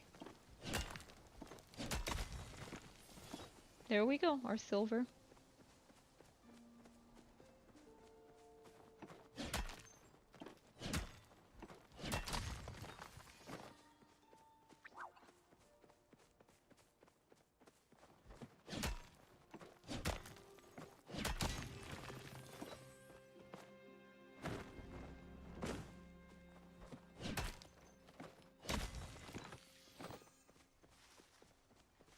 I think I'll go around the lake and then just follow that entire strip to the back.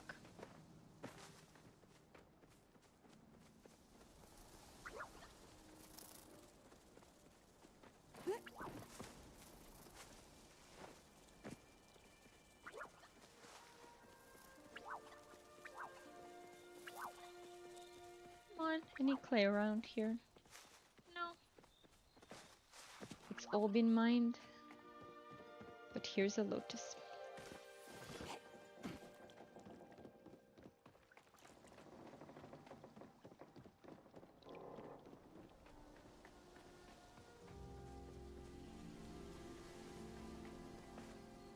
No copper either.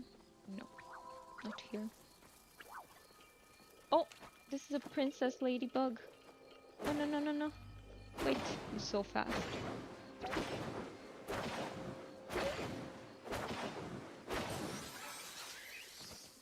It's a starred one. I don't know if I had a starred one, but perfect. Perfect for my collection.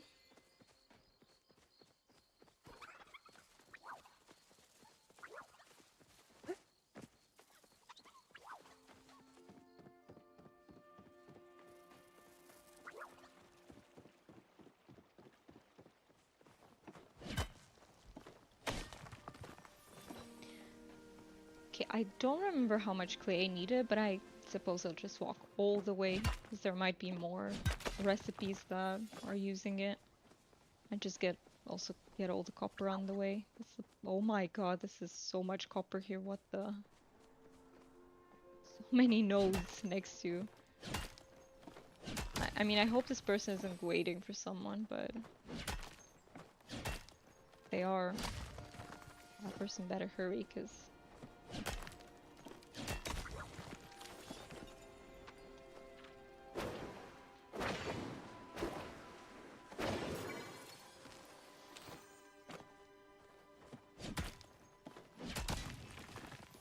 Another silver ore.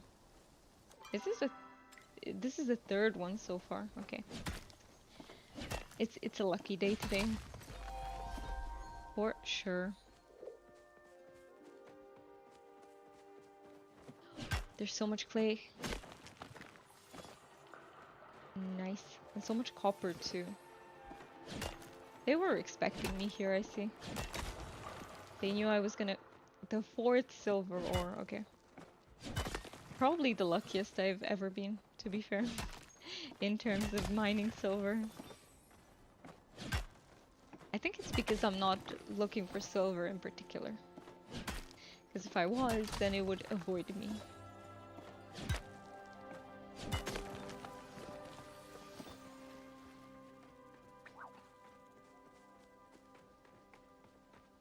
Alright, just a little bit left to check on this side.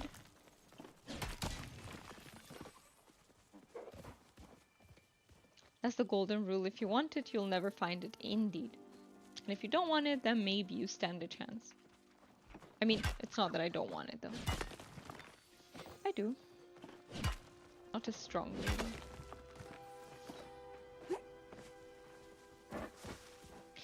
Okay, I believe this is all the clay we're gonna find. Oh no. I'm out of focus and I'm out of food. Which means I have to go and cook. Which I'm not a big fan of. Okay.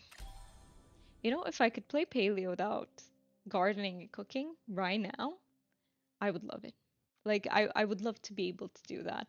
I still don't mind it because I don't necessarily have to garden. And cooking, I'm not a big fan of, but I don't dislike it either. It feels a bit grindy, you know, to have to do it for me. But without that, my gaming experience in Paleo would be really, really, really, really good.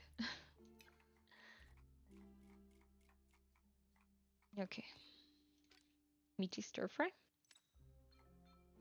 Let's go.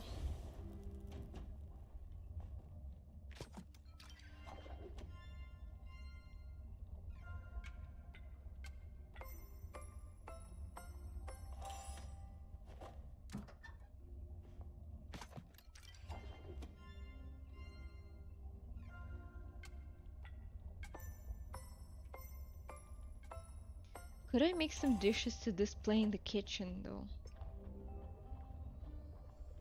And if yes, I need to think about what's like the most Christmassy dish that I can make.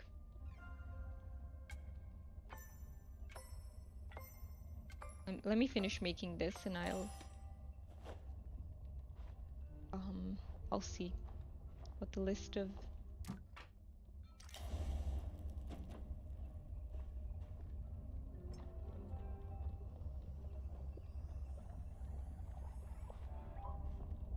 Okay. I'm also almost level... No, that's foraging. I thought that was cooking, but... Okay, this is a star dish. Theoretically, I can display this one too, right? Okay, let's see. Christmassy looking dishes. So we have bacon stuffed mushrooms. A rich seafood stew served with potatoes and bread. Bouillabaisse.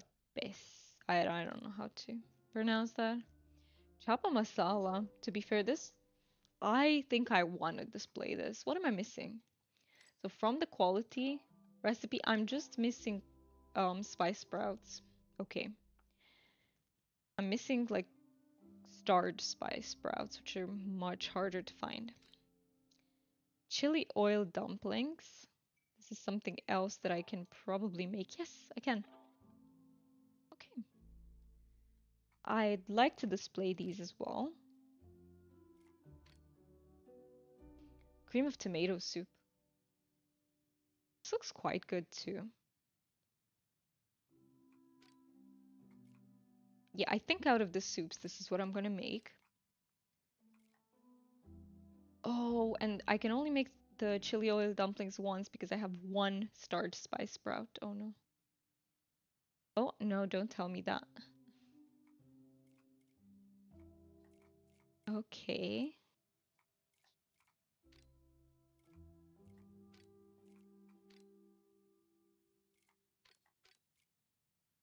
Could have some steamed fish.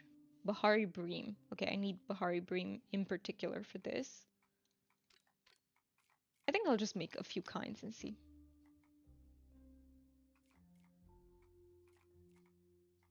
But I think I'll start with the cream of tomato soup.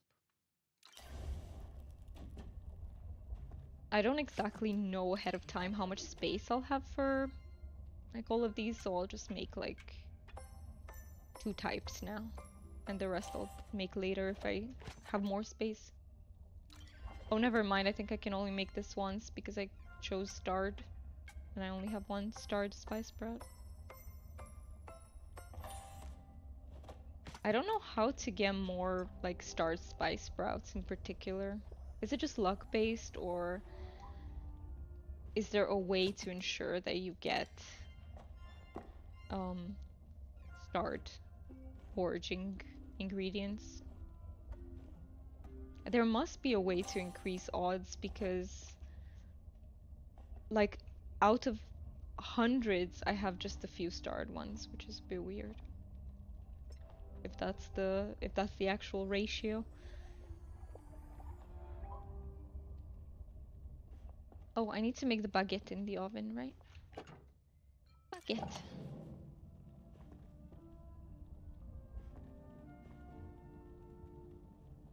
I could eat some baguette right now. I really like French bread.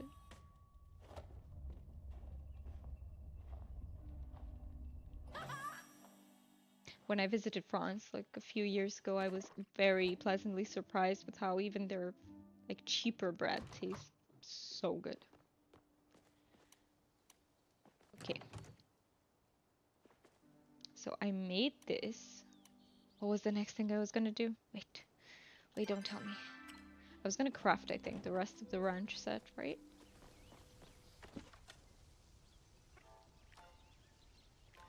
Ranch. No, I'm in the wrong tab.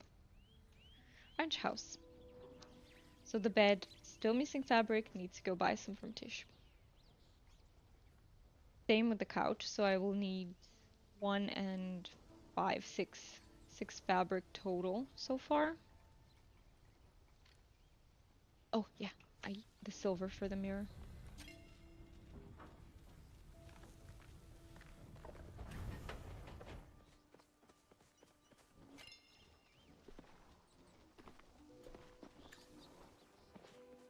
You do like your breads? I do. Yes, I do indeed. In Romania we're very big on eating bread, but I have to say that the bread you can find in like supermarkets, general stores is not good. No. But there are bakeries that make proper, very nice bread. I'm a big fan of sourdough bread. That is my favorite type of bread. But like proper sourdough bread, you know, the one that you can feel it's like that it's tangy, a little bit tangy. 'Cause sometimes I'll buy bread from here and it says sourdough on it and I cannot feel the sourdough. Not that type.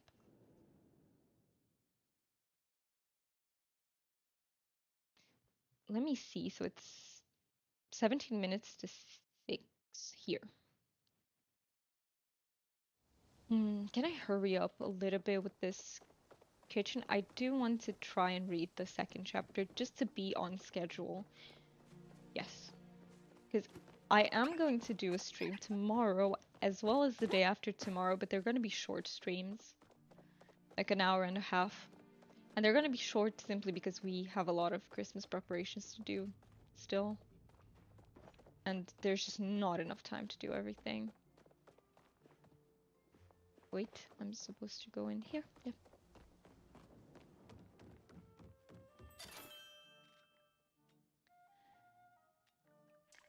You know, I was talking about how I was gonna also advance the things for Twitch as well. I haven't really been able to do that because just not enough time.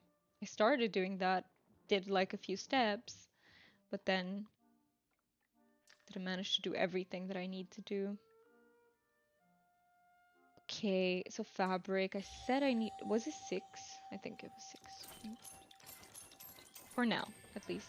For these 2 items. We might have to come back and get more. Can't TP back yet? No? No. Have to go.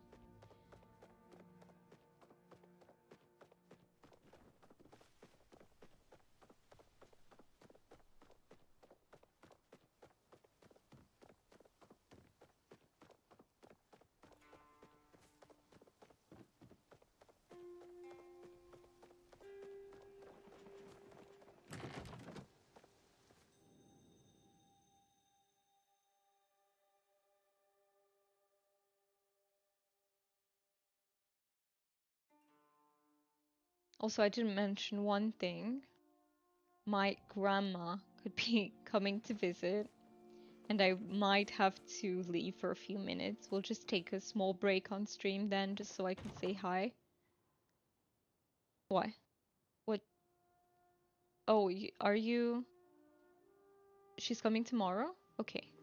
I didn't know that. See, Mark is more in, like, up to date.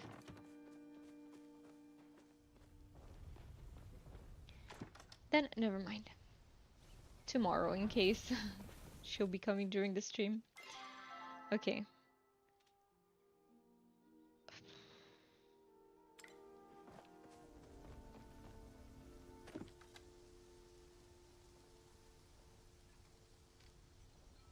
So I can make the bed now. I don't need any of these though. Is this a fountain? I think it's a fountain, yeah.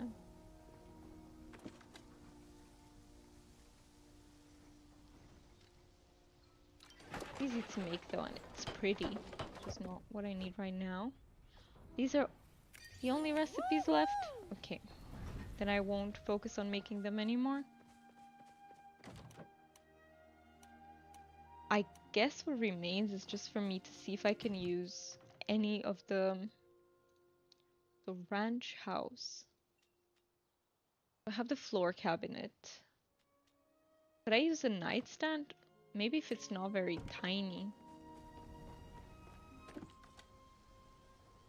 Is there anything called counter? No.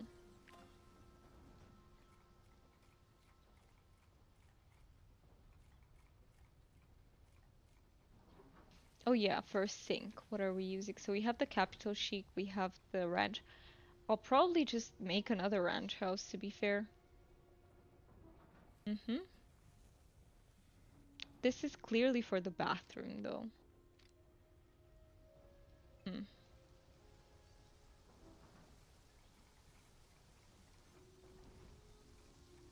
We have nightstands. Yes, we have wall cabinets, which we're definitely going to be using.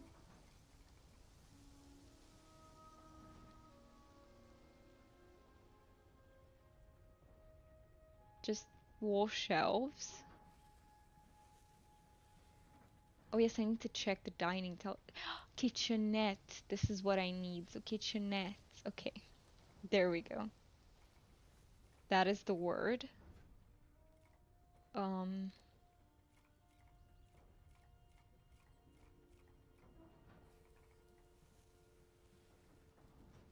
But that's the only one. Wait a minute.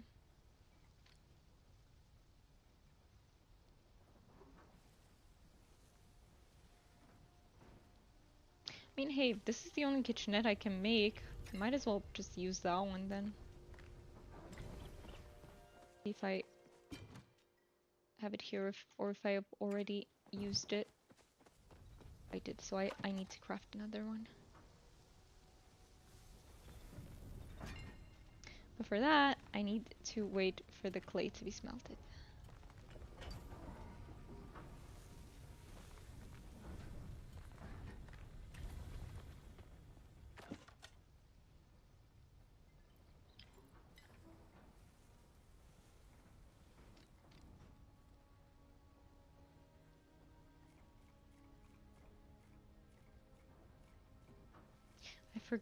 I legitimately forgot what I needed the silver for. Oh, no.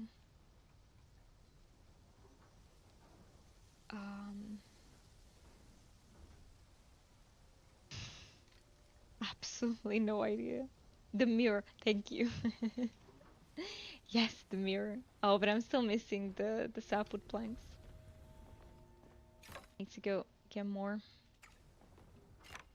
It's always more sapwood lately. Like I've been needing it so much. I feel like I've crafted like the sets that needed flow trees early on in the beginning, and now all I need is just sapwood. No more flow.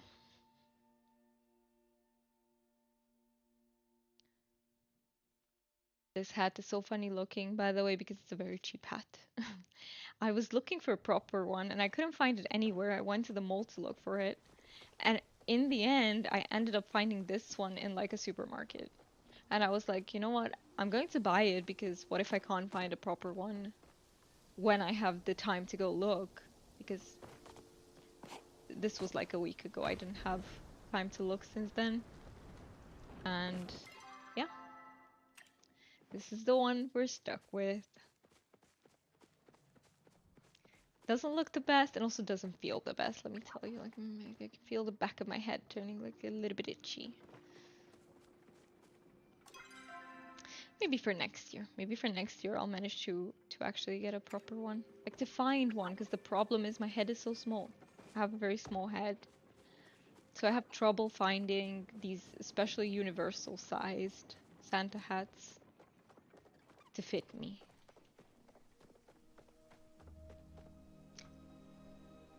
I'm talking and talking, but I brain went blank again and I have no idea what ESAP would. Okay, I just remembered. Let's go. Let's get some.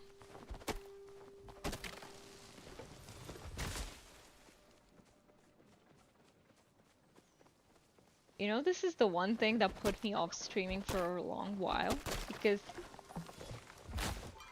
from the very beginning I thought, how could I be good at this when I can't multitask at all? I can't do two things at the same time. And frankly, honestly, I discovered that you can stream even while not being able to multitask. Yeah, sure, I'll get confused a lot, but that's fine.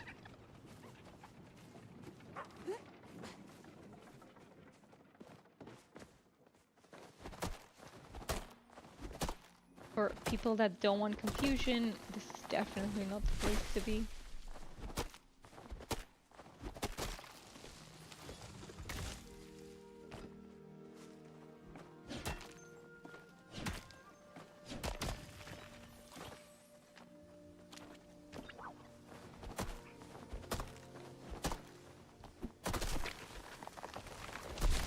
Okay, I think might this sap would be enough for now. I think it might be. I got quite a lot of it. I can just go back.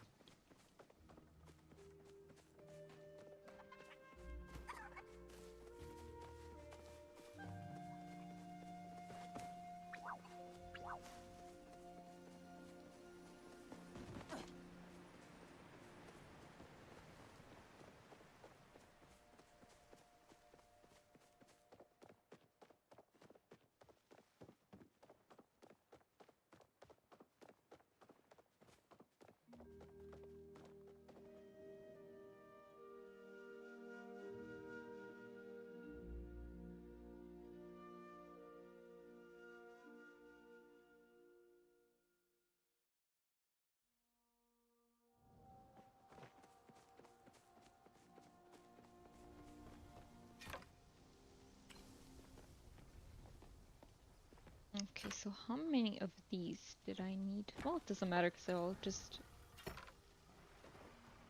put these in both of the refiners, and I needed like 20 something, right? If I remember correctly. It was like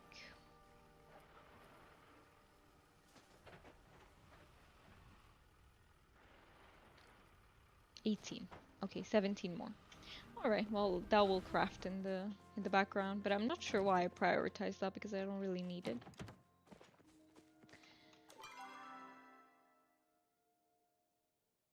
Right, let me try.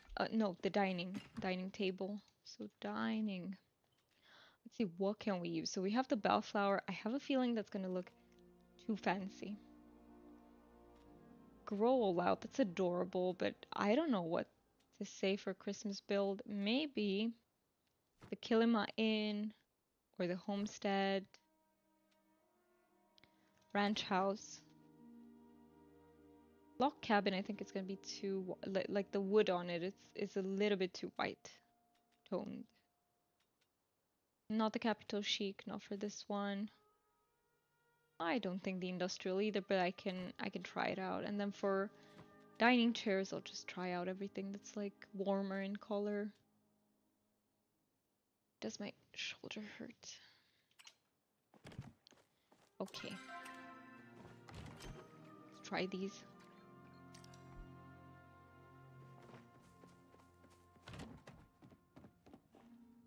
I'm so intimidated by this kitchen. I really okay, no.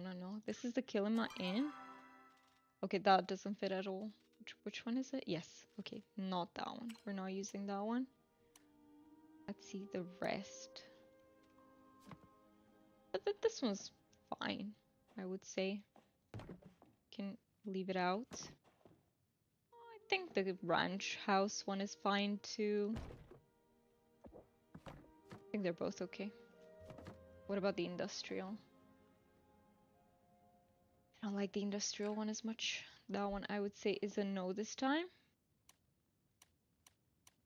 Okay, and I said I was going to use the... Okay, yeah. I can absolutely not use this for a counter. I think you will all agree with me. This is this would be a very interesting counter.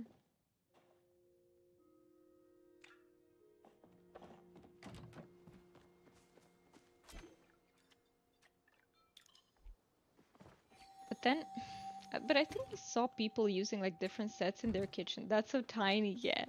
That is minuscule. Minus.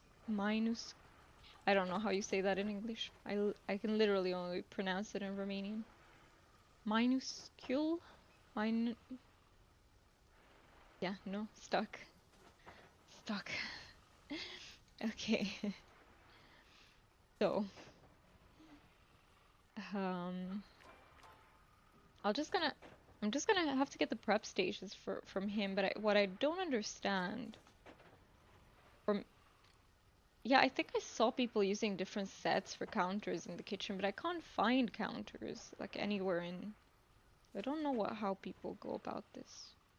I'm gonna have to research that too, I guess. Oh no, I don't have enough planks. No, I should have prepped more. I should have noticed that I'm out of planks and crafted them before the stream. Oh well, let's go put what we can in place. I'm just very intimidated with the kitchen. I literally don't know what to do with it so that it looks okay, even.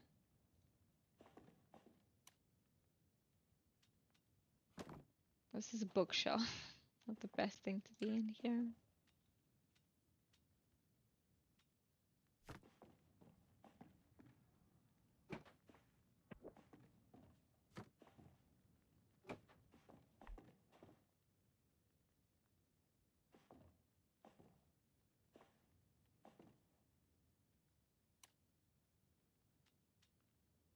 This is the wardrobe, right? It's some sort of...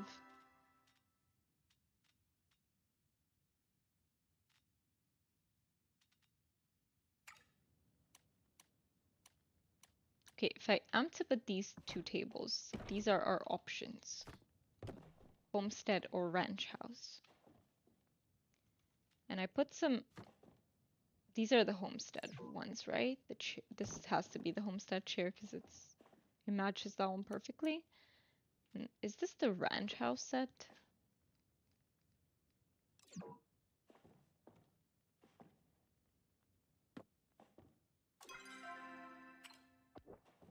No, that's the Kilima Inn. Okay, that one I don't like. Oh, where is the ranch house? Or maybe I haven't crafted. No, I did craft it. Wait a minute.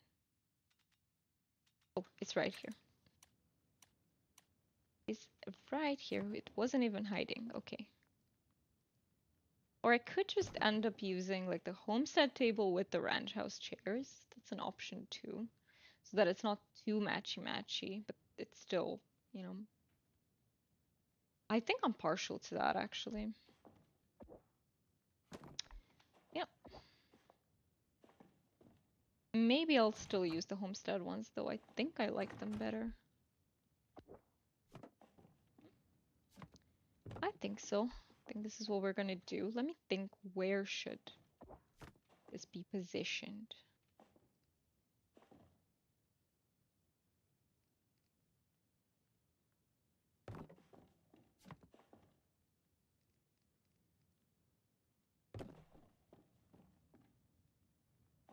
If I told you I had an idea, I'd be lying. I don't know where I'm supposed to position all of that.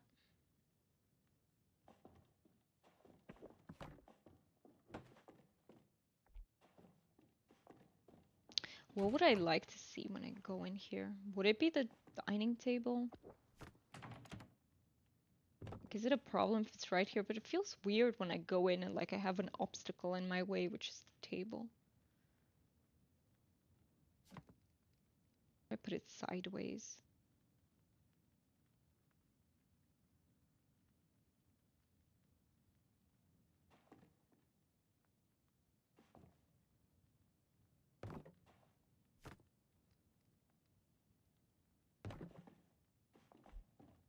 Maybe there, maybe.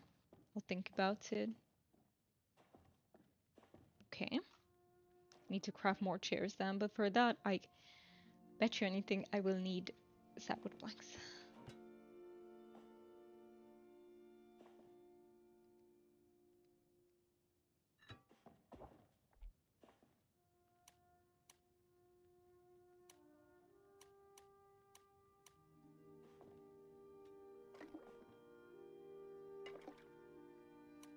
Oh, I love the fact that I can put these down. This.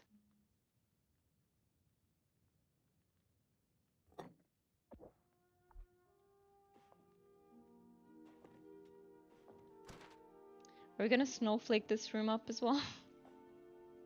I feel like every room is just gonna be the snowflake.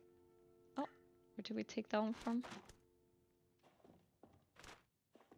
We're just destined to use the snowflake everywhere. Except in the main room. And even here we're using it on one wall, so just a snowflake house.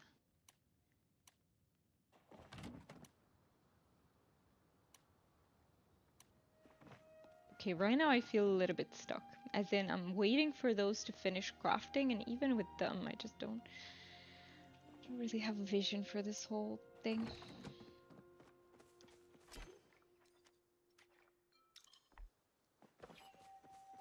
You know, I've really been enjoying decorating like this Winterlights build, but I really feel like the kitchen is not something I like, but I just want to do it for completion's sake, right? Even the bathroom, I feel like I struggled with a little bit, but overall I still like it way more than working on the kitchen. The kitchen's just something that if I could get away with not doing it, I would definitely. Maybe. I mean, what's stopping me from not making a kitchen there? But in my brain, like, I have to. It's a house. It has to have a kitchen. So yeah, I'm stuck in this way of thinking, I guess. Let's see, are we getting any planks? Okay, I think I have enough. No, that's enough for the mirror, but I don't want to make the mirror right now. Also have some of the ceramic. I wanted to make the pantry first and foremost. Okay, I still need 1 ceramic and 11 sapwood planks. I would say, what about we read the final chapter, or at least part of it, while this is finishing up? And then I will try to, you know, do like half an hour more of figuring out what to do in that kitchen, but I'm a bit lost. Let's try that.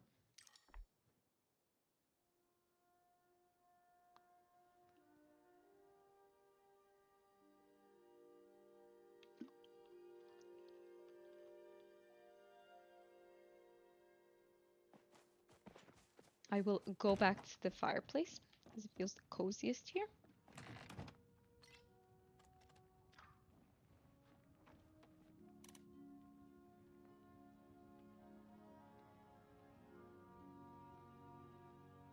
And let me see, stave 2. The first of the three spirits. When Scrooge awoke, it was so dark that looking out of bed he could scarcely distinguish the transparent window from the opaque walls of his chamber. He was endeavoring to pierce the darkness with his ferret eyes when the chimes of a neighboring church struck the 4 quarters, so he listened for the hour. To his great astonishment, the heavy bell went on from 6 to 7, and from 7 to 8, and regularly up to 12, then stopped. 12. It was past 2 when he went to bed. The clock was wrong. An icicle must have got into the works. 12. He touched the spring of his repeater to correct this most preposterous clock. Its rapid little pulse beat 12 and stopped.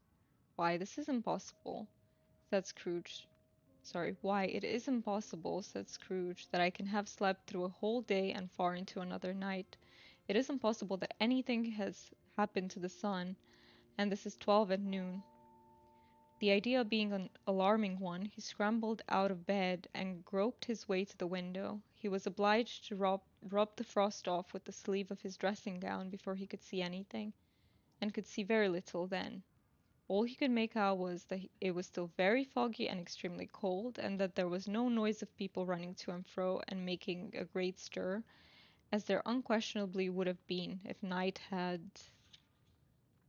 beaten off bright day and taken possession of the world. This was a great relief, because 3 days after sight of this first of exchange paid to Mr. Ebenezer Scrooge or his order, and so forth, would have become a mere United States security if there was no days to count by. Scrooge went to bed again, and thought and thought and thought it over and over, and could make nothing of it. The more he thought, the more perplexed he was, and the more he endeavored not to think, the more he thought. Marley's ghost bothered him exceedingly. Every time he resolved within himself, after mature inquiry, that it was all a dream, his mind flew back again, like a strong spring released to its first position, and presented the same problem to be worked all through. Was it a dream or not? Scrooge lay in this state until the chime had gone 3 quarters more, when he remembered on a sudden that the ghost had warned him of a visitation when the bell tolled 1. He resolved to lie awake until the hour was past, and considering that he could no more go to sleep than go to heaven, this was perhaps the wisest resolution in his power. The quarter was so long that he was more than once convinced he must have sunk into a doze unconsciously and missed the clock. At length it broke upon his listening ear. Ding dong, 1/4 past, said Scrooge, counting. Ding dong, 1/2 past, said Scrooge. Ding dong, 1/4 to it, said Scrooge. Ding dong, the hour itself, said Scrooge triumphantly, and nothing else. He spoke before the hour bell sounded, which it now did, with a deep, dull, hollow, melancholy 1. Light flashed up in the room upon the instant, and the curtains of his bed were drawn. The curtains of his bed were drawn aside, I tell you, by a hand. Not the curtains at his feet, nor the curtains at his back, but those to which his face was addressed. The curtains of his bed were drawn aside, and Scrooge, starting up into a half recumbent attitude, found himself face to face with the unearthly visitor who drew them, as close to it as I am now to you, and I am standing in the spirit at your elbow. It was a strange figure, like a child, yet not so like a child as like an old man, viewed through some supernatural medium, which gave him the appearance of having receded from the view, and being diminished to a child's proportions. Its hair, which hung about its neck and down its back, was white, as if with age, and yet the face had not a wrinkle in it, and the tenderest bloom was on the skin. The arms were very long and muscular, the hands the same, as if its hold were of uncommon strength. Its legs and feet, most delicately formed, were, like those upper members, bare. It wore a tunic of the purest white, and round its waist was bound a lustrous belt, the sheen of which was beautiful. It held a branch of fresh green holly in its hand, and in singular contradiction of that wintry emblem, had its dress trimmed with summer flowers. But the strangest thing about it was that from the crown of its head there sprung a bright, clear jet of light by which all this was visible, and which was doubtless the occasion of its using, in its duller moments, a great extinguisher for a cap, which it now held under its arm.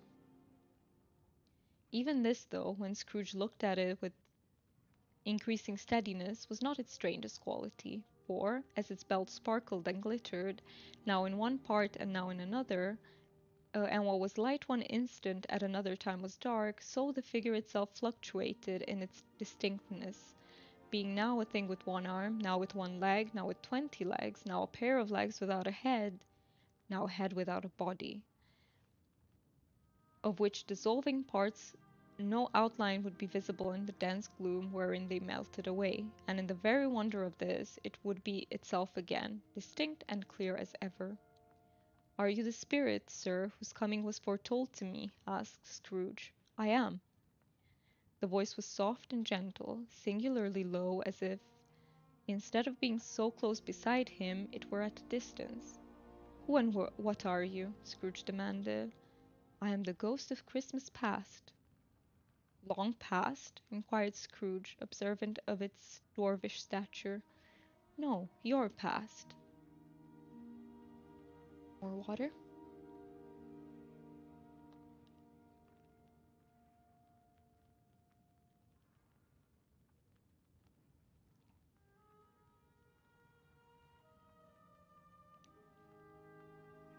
Perhaps Scrooge could not have told anybody why, if anybody could have asked him, but he had a special desire to see the spirit in his cap, and begged him to be covered.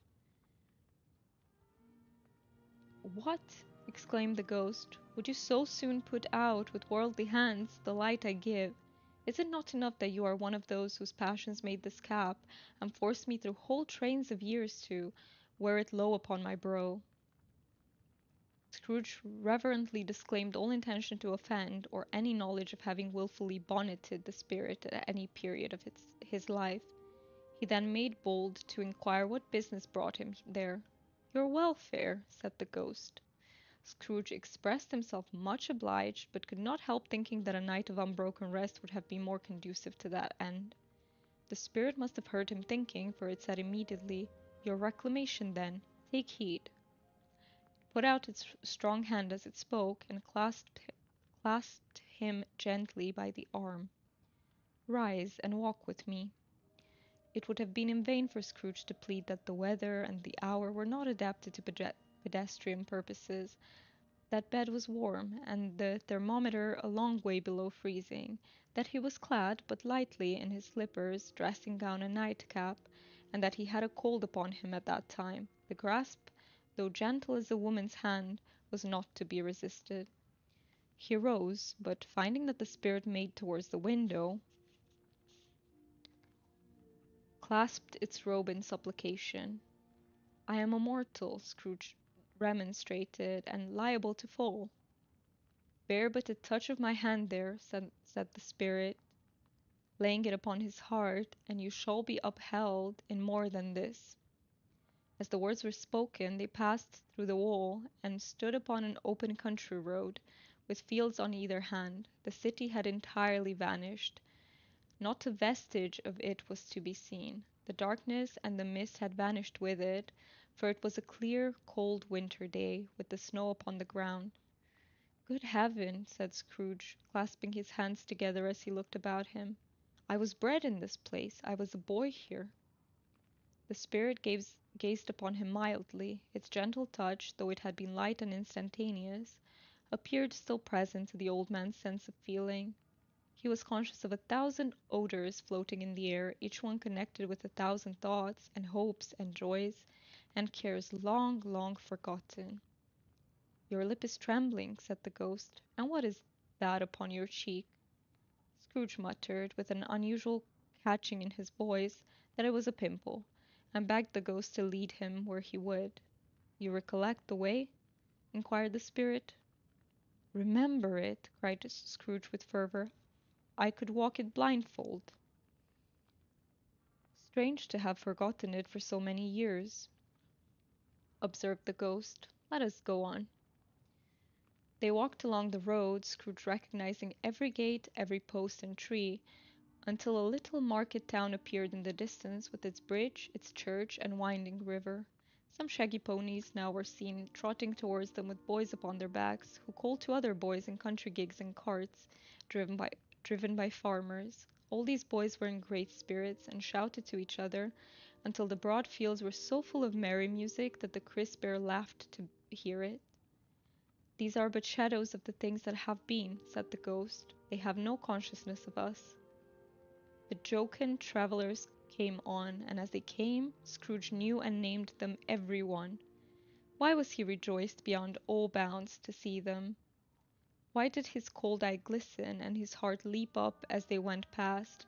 Why was he filled with gladness when he heard them give each other Merry Christmas as they parted at crossroads and byways for their several homes? What was Merry Christmas to Scrooge? Out upon Merry Christmas, what good had it ever done to him? The school is not quite deserted, said the ghost. The solitary child, neglected by his friends, is left there still. Scrooge said he knew it, and he sobbed. They left the high road by a well-remembered lane, and soon approached a mansion of dull red brick, with a little weathercock-surmounted cupola on the roof and a bell hanging in it. It was a large house, but one of broken fortunes, for the spacious offices were little used, their walls were damp and mossy, their windows broken, and their gates decayed. Fowls clucked and strutted in the stables, and the coach-houses and sheds were overrun with grass. Nor was it more retentive of its ancient state within, for entering the dreary hall, and glancing through the open doors of many rooms, they found them poorly furnished, cold, and vast. There was an earthly savour in the air, a chilly bareness in the place, which associated itself somehow with too much getting up by candlelight, and not too much to eat. They went, the ghost and Scrooge, across the hall to a door at the back of the house. It opened before them and disclosed a long, bare, melancholy room, made barer still by the lines of plain deal forms and desks. At one of these, a lonely boy was reading near a feeble fire, and Scrooge sat down upon a form and wept to see his poor forgotten self as he had used to be. Not a latent echo in the house, not a squeak and scuffle from the mice behind the paneling, not a drip from the half-thawed water-spout in the dull yard behind, not a sigh among the leafless boughs of one despondent poplar, not the idle swinging of an empty storehouse door, no, not a clicking in the fire, but fell upon the heart of Scrooge with softening influence and gave a freer passage to his tears. The spirit touched him on the arm and pointed to his younger self, intent upon his reading. Suddenly a man in foreign garments, wonderfully real and distinct to look at, stood outside the window, with an axe stuck in his belt, and leading by the bridle an ass laden with wood. "Why, it's Ali Baba!" Scrooge exclaimed in ecstasy. "It's dear old honest Ali Baba. Yes, yes, I know. One Christmas time, when yonder solitary child was left here all alone, he did come for the first time, just like that." "Poor boy, and Valentine," said Scrooge, "and his wild brother, Orson, there they go. And what's his name, who was put down in his drawers asleep at the gate of Damascus, don't you see him? And the Sultan's groom, turned upside down by the genie. There he is upon his head. Serve him right, I'm glad of it. What business had he to be married to the princess?" To hear Scrooge expending all the earnestness of his nature on such subjects, in a most extraordinary voice between laughing and crying, and to see his heightened and excited face, would have been a surprise to his business friends in the city, indeed. "There's the parrot!" cried Scrooge. "Green body and yellow tail, with a thing like a lettuce growing out at the top of his head. There he is. Poor Robin Crusoe, he called him, when he came home again after sailing round the island. Poor Robin Crusoe, where have you been, Robin Crusoe?" The man thought he was dreaming, but he wasn't. It was the parrot, you know. There goes Friday, running for his life to the little creek. Whoop halloo! Then, with a rapidity of transition very foreign to his usual character, he said, in pity of his former self, "Poor boy," and cried again.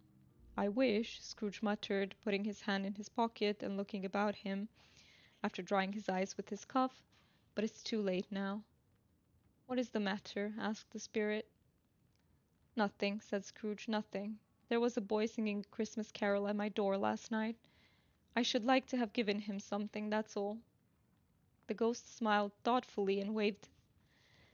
"Hello, hello, Chuck. Hello, how's it going? I'm sorry I'm so late. Just finished up on last minute gifts. No worries about that. I expected everyone to be very busy because we're so close to holidays. I'm very happy to see you here, though. How are all the preparations coming along for you?" Here we're a little bit behind schedule, but we'll manage. We'll manage in time. I'm pretty sure about it. There's still some cleaning to do here. You should be done. That's great. Wait, you're fast. You're done really fast. I still have some cleaning to do, and I want to bake sugar cookies. This will be my first time trying, so wish me luck on those. And otherwise, we were just reading A Christmas Carol. Um, we basically the goal is to finish the second chapter today. Hey Mark, we are having Christmas on Monday. Right. Okay. So you are celebrating on Monday then. That's interesting. But could it be that is Monday 24th for you? Or is it 23rd? Because see here, Monday is 23rd. So we're celebrating on 24th. So Tuesday. We're gonna be having a family dinner, which I'm not too excited about, and neither is Mark. But we should be able to get through it and then have our own traditions and have fun. I'm really looking forward to those cookies and how they're gonna come out. Um, I still have some things to buy for them though. Oh, A Christmas Carol. I love it. My kids go to their dad's Christmas day, so we do it early. I see. Okay, so you're celebrating before that. I see. So that's why you had to be so fast with everything. Yeah. Um, yeah, this book is I haven't read it since I was in third grade, so it's been a while. That's why I decided, you know what? I'm gonna buy it because it's gonna be a fun thing to do on stream. And so far, I'm really enjoying reading it as an adult. Um, I don't think we have a lot, like many pages to go through until we. There's still a little bit left. I think I'll do a few more pages and I'll probably leave the rest next stream just so I can do some decorating as well. Um, I worked on that a little bit, but it's the kitchen, and I'm having a hard time with the kitchen in Palia. Okay, I'm all ears. Okay, let's go for a few pages, a few minutes then. Um, so we are on the second chapter with the first ghost. Well, after Marley, I mean. Let's see, where did I leave off? Okay. The ghost smiled thoughtfully and waved its hand, saying as it did so, "Let us see another Christmas." Scrooge's former self grew larger at the words, and the room became a little darker and more dirty. The panels shrunk, the windows cracked. Fragments of plaster fell out of the ceiling, and the naked laths were shown instead. But how all this was brought about, Scrooge knew no more than you do. He only knew that it was quite correct, that everything had happened so, that there he was, alone again, when all the other boys had gone home for the jolly holidays. He was not reading now, but walking up and down despairingly. Scrooge looked at the ghost, and with a mournful shaking of his head, glanced anxiously towards the door. It opened, and a little girl, much younger than the boy, came darting in, and putting her arms about his neck, and often kissing him, addressing him as her dear, dear brother. "I have come to bring you home, dear brother," said the child, clapping her tiny hands and bending down to laugh. "To bring you home, home, home." "Home, little Fan?" returned the boy. "Yes," said the child, brimful of glee. Home for good and all, home for ever and ever. Father is so much kinder than he used to be. That home's like heaven. He spoke so gently to me one dear night when I was going to bed that I was not afraid to ask him once more if you might come home, and he said yes, you should, and sent me in a coach to bring you, and you're to be a man, said the child, opening her eyes, and are never to come back here, but first we're to be together all the Christmas long, and have the merriest time in all the world. You are quite a woman, little Fan, exclaimed the boy. She clapped her hands and laughed, and tried to touch his head, but being too little, laughed again, and stood on tiptoe to embrace him. Then she began to drag him in her childish eagerness towards the door, and he, nothing loath to go, accompanied her. A terrible voice in the hall cried, "Bring down Master Scrooge's box, there!" And in the hall appeared the schoolmaster himself, who glared on Master Scrooge with a ferocious condescension, and threw him into a dreadful state of mind by shaking hands with him. He then conveyed him and his sister into the veriest old well of a shivering best parlour that ever was seen, where the maps upon the wall, and the celestial and terrestrial globes in the windows, were waxy with cold. Here he produced a decanter of curiously light wine, and a block of curiously heavy cake, and administered installments of those dainties to the young people, at the same time sending out a meagre servant to offer a glass of something to the post-boy, who answered that he thanked the gentleman, but if it was the same tap as he had tasted before, he had rather not.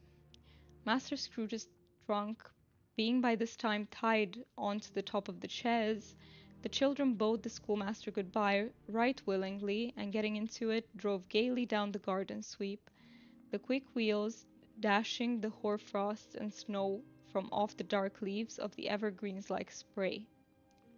Always a delicate creature, whom a breath might have withered, said the ghost, but she had a large heart. So she had, cried Scrooge. You're right, I will not gainsay it, spirit, God forbid. She died a woman, said the ghost, and had, as I think, children. One child, Scrooge returned. True, said the ghost, your nephew. Scrooge seemed uneasy in his mind, and answered briefly, yes. Although they had but that moment left the school behind them, they were now in the busy thoroughfares of a city, where shadowy passengers passed and repassed, where shadowy carts, and coaches battled for the way, and all the strife and tumult of a real city were. It was made plain enough by the dressing of the shops that here too it was Christmas time again, but it was evening, and the streets were lighted up. The ghost stopped at a certain warehouse door, and asked Scrooge if he knew it. Know it, said Scrooge. Was I apprenticed here? They went in. At sight of an old gentleman in a Welsh wig, sitting behind a high desk, that if he had been 2 inches taller, he must have knocked his head against the ceiling, Scrooge cried in great excitement, "Why, it's old Fezziwig! Bless his heart, it's Fezziwig alive again!" Old Fezziwig laid down his pen and looked up at the clock, which pointed to the hour of 7. He rubbed his hands, adjusted his capacious waistcoat, laughed all over himself, from his shoes to his organ of benevolence, and called out in a comfortable, oily, rich, fat, jovial voice, "Yo ho there, Ebenezer!" Scrooge's former self, now grown a young man, came briskly in, accompanied by his fellow prentice. "Dick Wilkins, to be sure," said Scrooge to the ghost. "Bless me, yes, there he is. He was very much attached to me, was Dick, poor Dick. Dear, dear." "Yo ho, my boy," said Fezziwig, "no more work tonight. Christmas Eve." "Christmas Eve, Dick. Christmas, Ebenezer. Let's have the shutters up," cried old Fezziwig with a sharp clap of his hands, before a man can say Jack Robinson. You wouldn't believe how these two fellows went at it. They charged into the street with the shutters. 1, 2, 3, had them up in their places, 4, 5, 6, barred them and pinned them, 7, 8, 9, and came back before you could have got to 12, panting like racehorses. "Hee-ho!" cried old Fezziwig, skipping down from the high desk with wonderful agility. Clear away, my lads, and let's have lots of room here. Clear away. There was nothing they wouldn't have cleared away or wouldn't have cleared away with old Fezziwig looking on. It was done in a minute. Every movable was packed off, as if it were dismissed from public life for evermore. The floor was swept and watered, the lamps were trimmed, fuel was heaped upon the fire, and the warehouse was as snug and warm and dry and bright a ballroom as you would desire to see upon a winter's night. In came a fiddler with a music box, and went up to the lofty desk, and made an orchestra of it, and tuned like 50 stomach aches. In came Mrs. Fezziwig, one vast substantial smile. In came the three Miss. Oh, okay, so first one was Mrs. Fezziwig. In came the three Miss Fezziwigs, beaming and lovable. In came the six young followers whose hearts they broke. In came all the young men and women employed in the business. In came the housemaid, with her cousin the baker. In came the cook, with her brother's particular friend the milkman.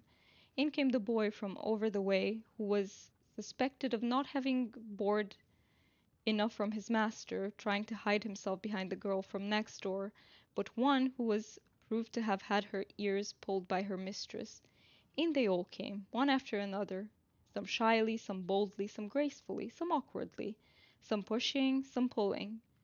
In they all came, anyhow and everyhow. Away they all went, 20 couple at once.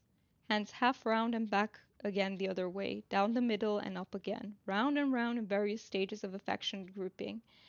Old top couple always turning up in the wrong place, new top couple starting off again as soon as they got there. Old top couples at last, and not a bottom one. And I will show you the illustration on this page. If you can see it, they are just dancing.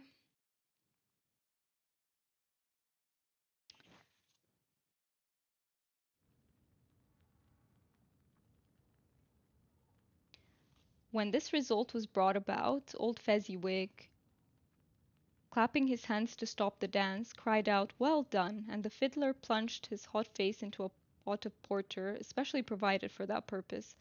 But scorning rest upon his reappearance, he instantly began again, though there were no dancers yet, and if the other fiddler had been carried home, exhausted, on a shutter, and he were a brand new man resolved to beat him out of sight or perish.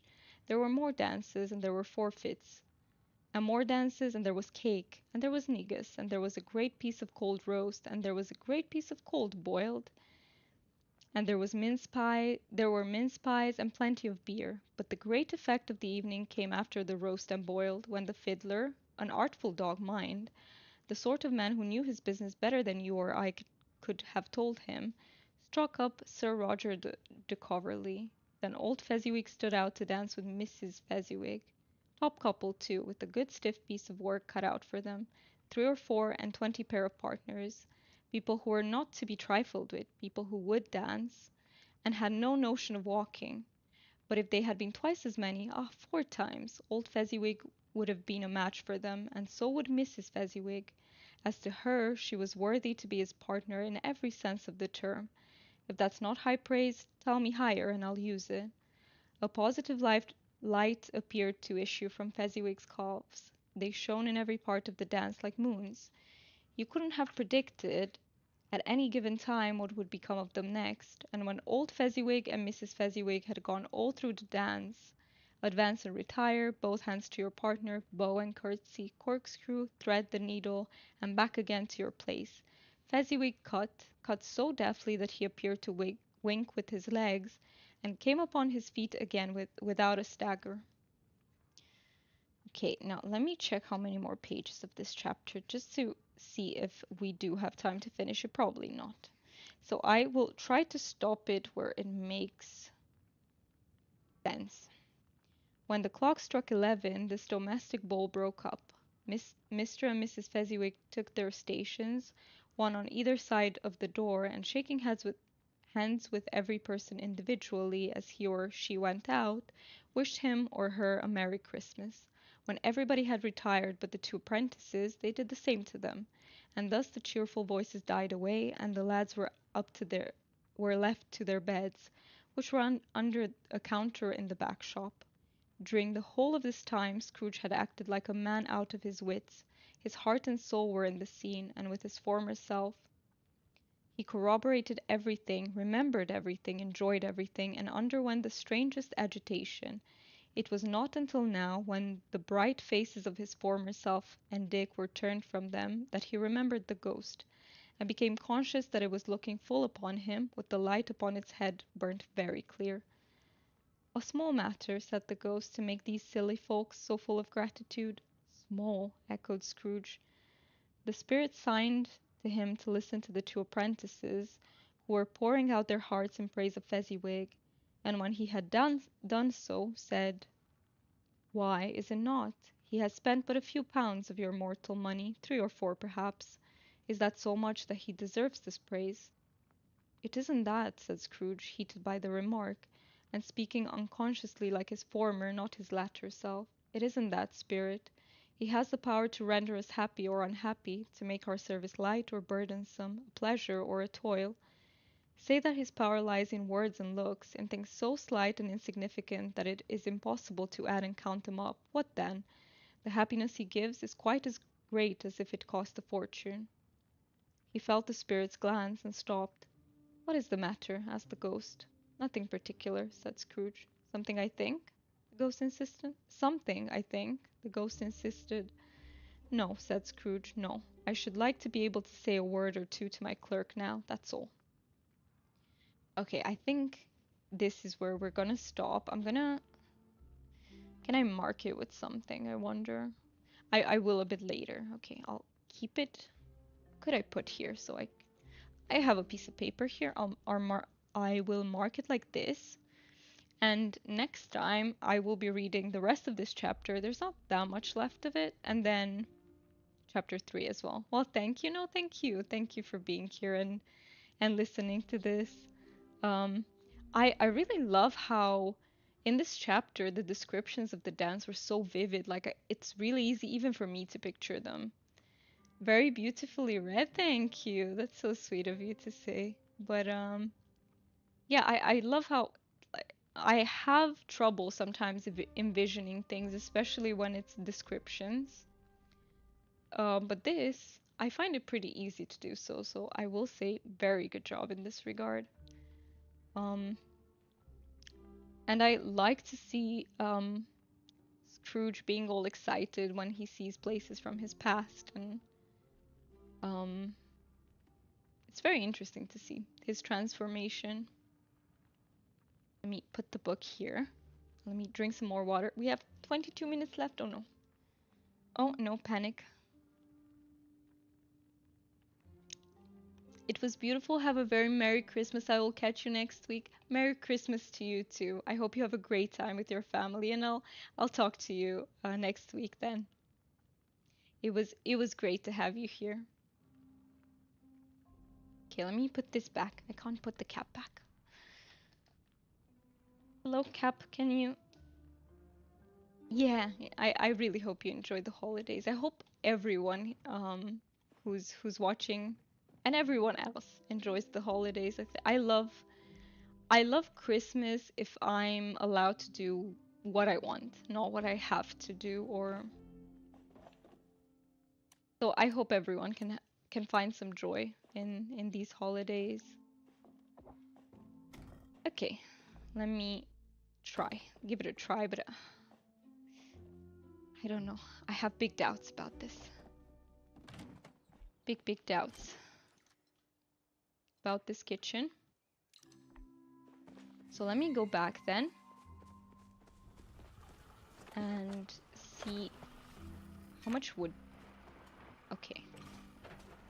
I have significantly more wood than I did, which is good, and probably significantly more clay as ceramic as well, which will allow me to make the pantry. Perfect. This is one thing that I really feel like I need in the kitchen. Okay. Made the pantry. But what else? Oh yes, the I forgot. I will forever call it a counter. What I mean is the prep station. Yes, the prep station or mixing station. I mean, probably one of each. Let's do it like that. If I have enough mats. Let me do it like that.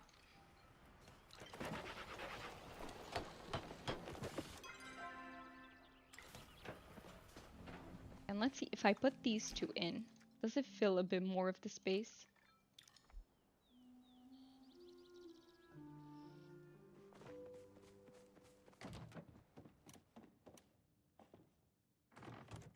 I think I would have them in...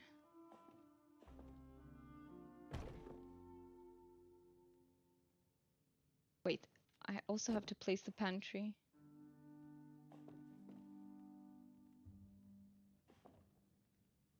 Let me think, where would this go? For now, I'll put it there.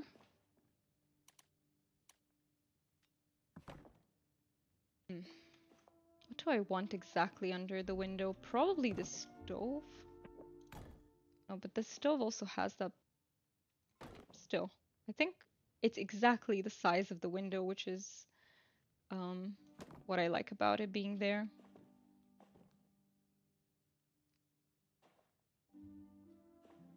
Can I just be cheeky and like do a rounded corner here? Probably not, right? I wish I could... The game would allow me to like blend things between them, like that I wouldn't be constrained to place them like right next to each other. Because this would make a nice corner, I think. But I can't do it like that.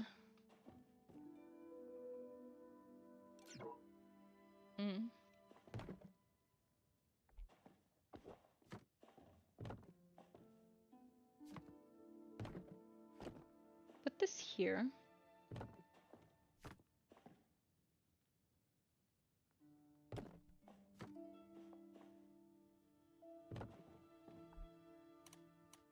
There are a few more things that I want to pick up that I forgot. So I'll quickly do that. There are some things that I can put on the wall. What are they called? I can find them in decor. I'll show you what I mean in a second. Soon as I find them.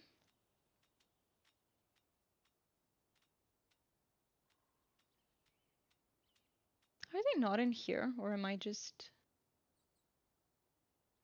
not seeing them?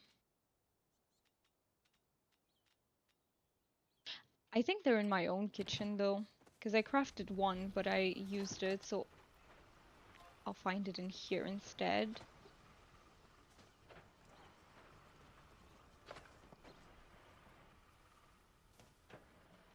Come on, I know you're here. I've seen you before today. Definitely here. What is the name? The name is this Homestead Cookware. This is what I need. Perfect.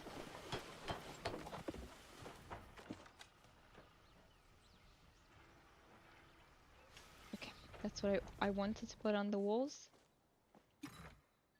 Should we go with like plants or anything, especially on the table maybe?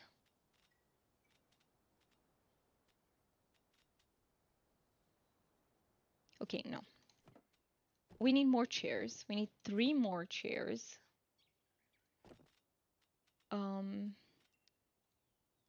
Were they the homestead? If I'm not mistaken, they were. So let me craft 3 more. Chair. Not the armchair, no. Homestead dining chair. Very simple. I don't have enough. Okay, let's make 1 more. It's okay. 1 more is... I think it will help for now. Make it seem a little bit fuller. And what about some decorations for the table? I need to look at the gourmet set some more.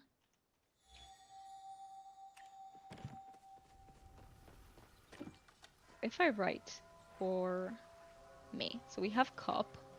Perfect. We need some cups. Maybe some dinner plates. Oh, I need so many things. Dessert plates. We have the mug. The pot pile. So many. Okay, let's make 2 cups. You can make fork? You put a fork on the table too. I want to make 2 plates. Oh, I'm missing 1 more cup. A butcher block.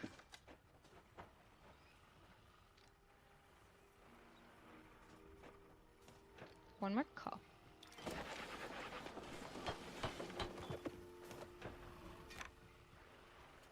I'm so excited for this because I love miscellaneous like these. Okay.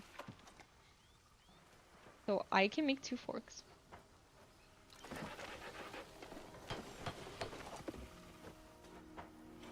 I can make a knife too. Okay, I think forks on the table will be enough for now, and I want to make soup bowl bunch. I don't have enough ceramic.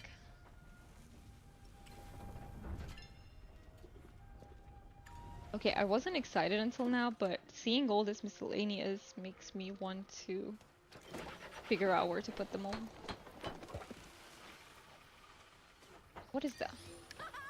Cutting board. Gourmet cutting board. I can make it. I can put pots and pans. It's a pan pile.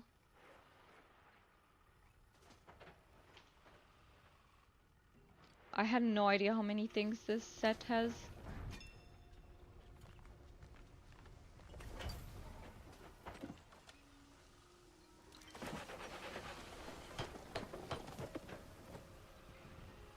Okay, next thing.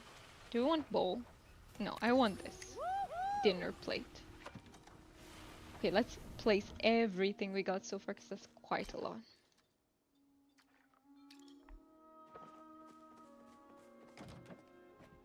So far, extra chair. Wait, they're not the oh no, because this is the wrong chair, my bad. Where was it? 2, here. There we go, same chair. Okay, now I have to move the food so that it's in front of the...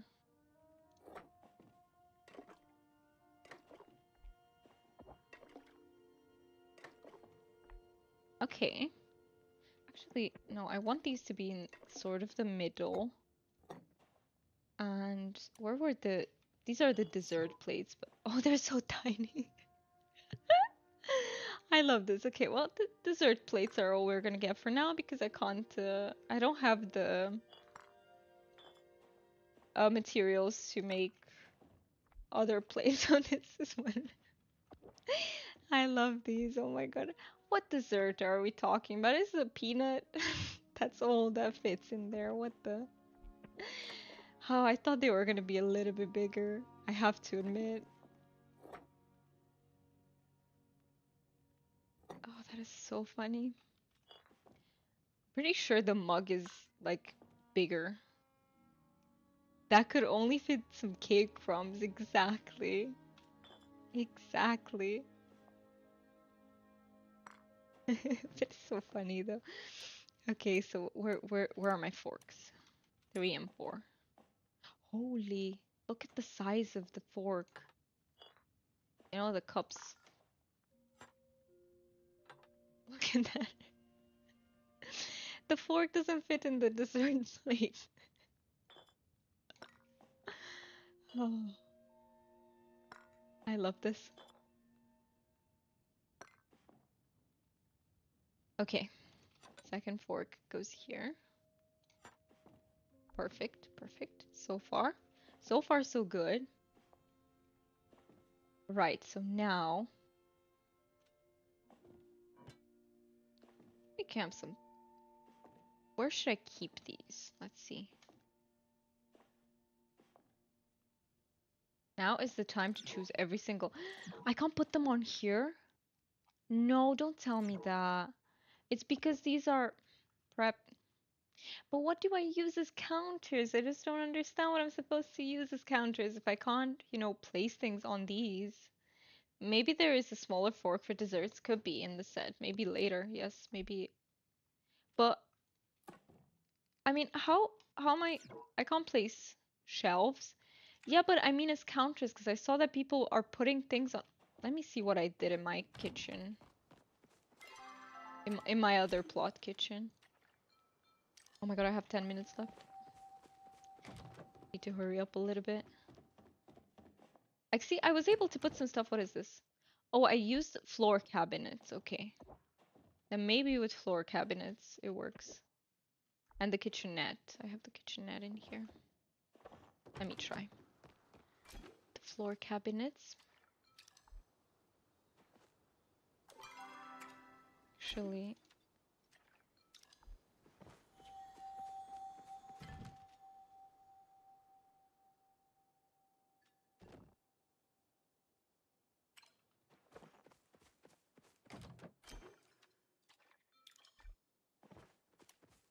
okay, so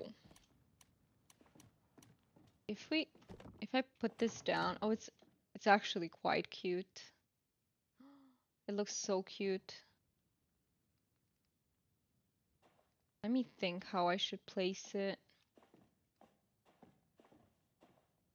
Because it has a rounded edge.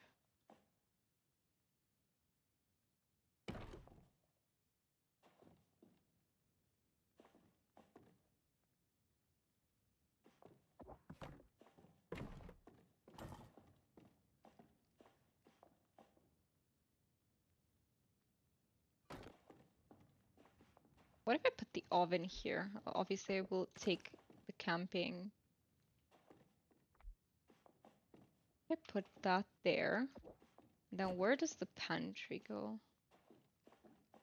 Maybe here?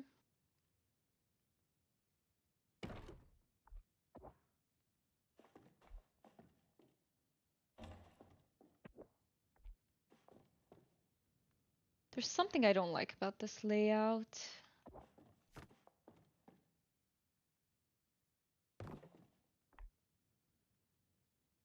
What about if I...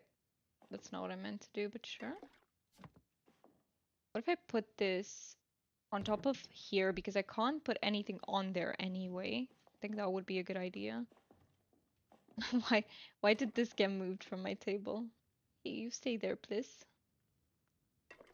Okay. I think this is quite okay. Not a big fan of the space behind, but there's not much I can do about that.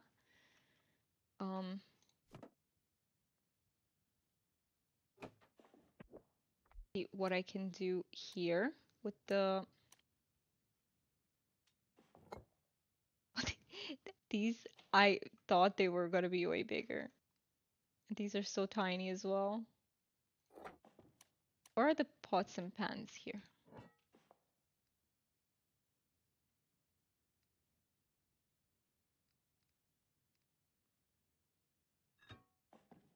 Like that?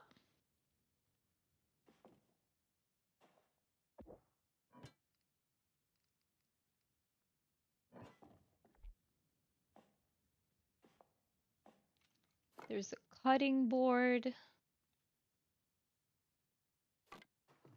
Okay.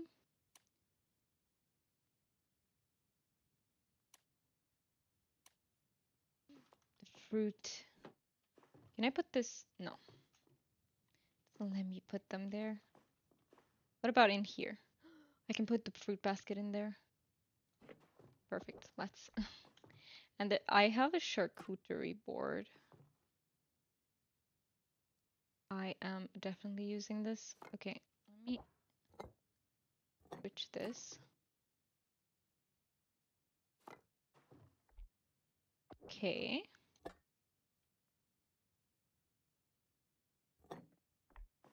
What about this so far? I mean, I feel like that is helping so much to make this place a bit more lived in. Can't even put flowers here? Oh no, don't say that. You stay there. What if I lower this? Can I put you there? Yeah, there is enough space. Don't want no clip in. So that's the only.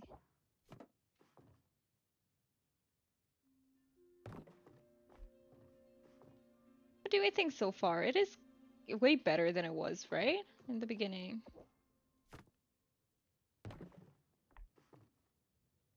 It's looking a lot more lived in. A lot. A lot. Definitely making some progress here.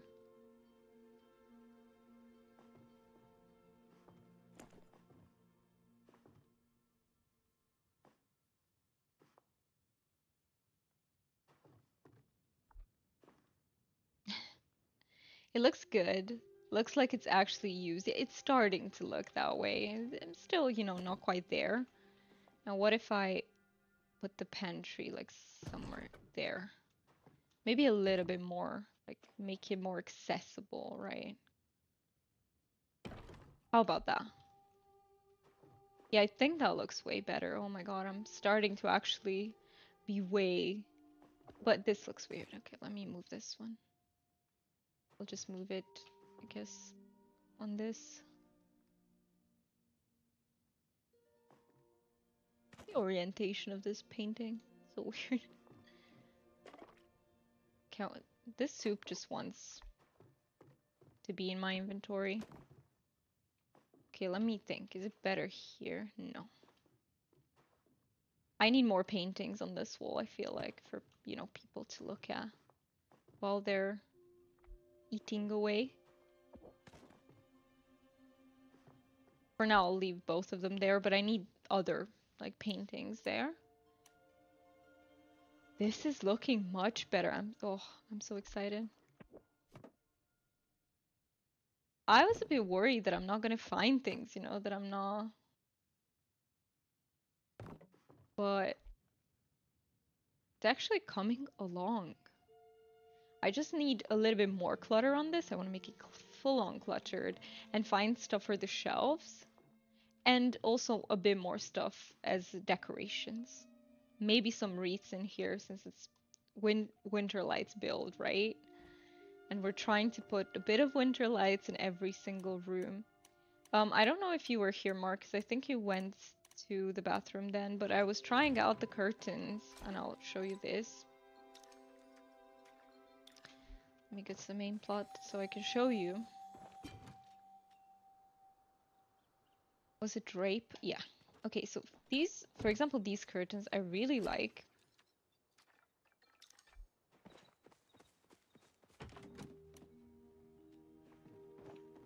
However, look at how big they are. So I'll show you in the room because it's easier to show. I was testing it, right? This is how a curtain should, right? You have that thing at the top of the window, but they're clipping into the floor because the window should have to be like this big, sort of, to not clip. And I don't know how you can move windows. Like, windows are not movable. At least not like objects from here. Maybe there is a menu where they can be moved and I don't know. I'll look into it, definitely. Because I'd like to put them higher so I can use that. Why not? Did I just... I don't know how I did that, but I bugged myself. It's fine. But yes. So to show everyone, maybe if anyone's new here, our build so far. So this is the bedroom. It's pretty, I like the bedroom. We're still missing clutter, so this goes for every single room. We're missing some more clutter because I need more materials to make it for some of these, or I didn't find exactly what I was looking for. But yes, I need clutter on the shelves, maybe a little bit more on here too. But I do like this room a lot. I like it. And then it's this living room, if you will, guest room. Again, I'm missing some clutter on the shelves. Maybe something at the windows. I'm feeling something. I'm feeling like it's a bit empty there. I would like to put something there.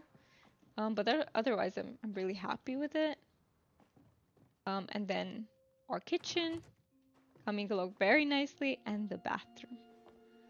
I'm very happy with it. Oh.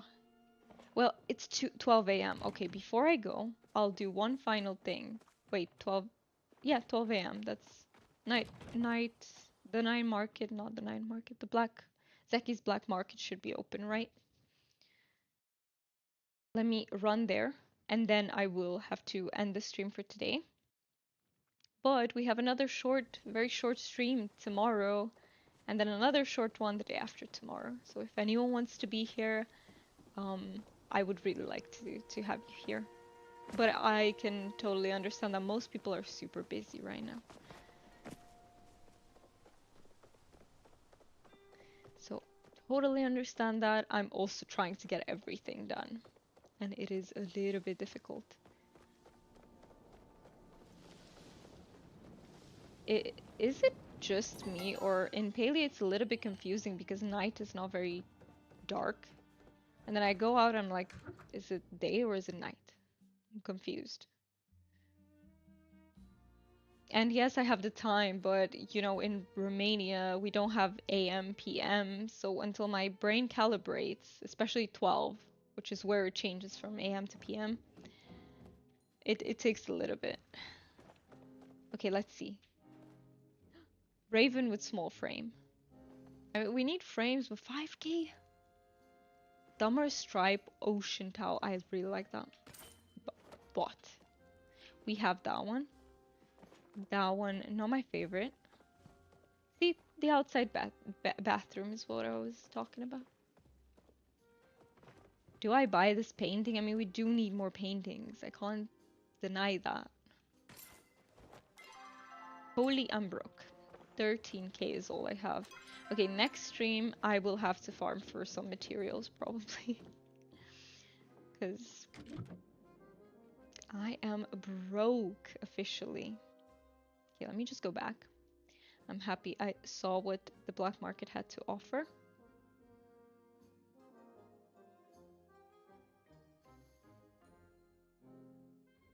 Oh, I'm a little bit numb, my knees. You know, I want to try to incorporate maybe some breaks into my streams a little bit more because I realize um I'm not taking enough breaks. And I think that would be a good idea for my grandma body.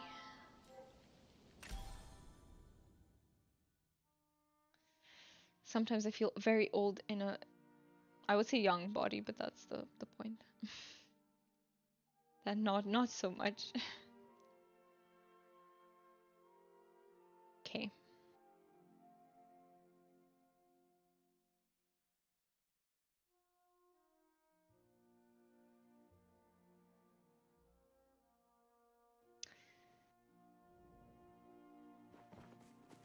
All right. So I will leave it here. I'll remind you all that basically the next stream we're gonna read chapter, well, we're gonna finish chapter 2, read chapter 3 as well, Out of A Christmas Carol. And we're also gonna be focusing on adding clutter everywhere in the house and get more materials, more gold and everything. That's gonna be it for the next two streams, which are gonna be the short streams. They're gonna be an hour and a half streams. I will quickly. Can I find my notes here? I want to drop a Discord link in case anyone would like to join, so that you can get easier notifications. Let me open the note so I can put the link for the Discord in chat. There we go. Like this. Okay. And happy holidays to everyone.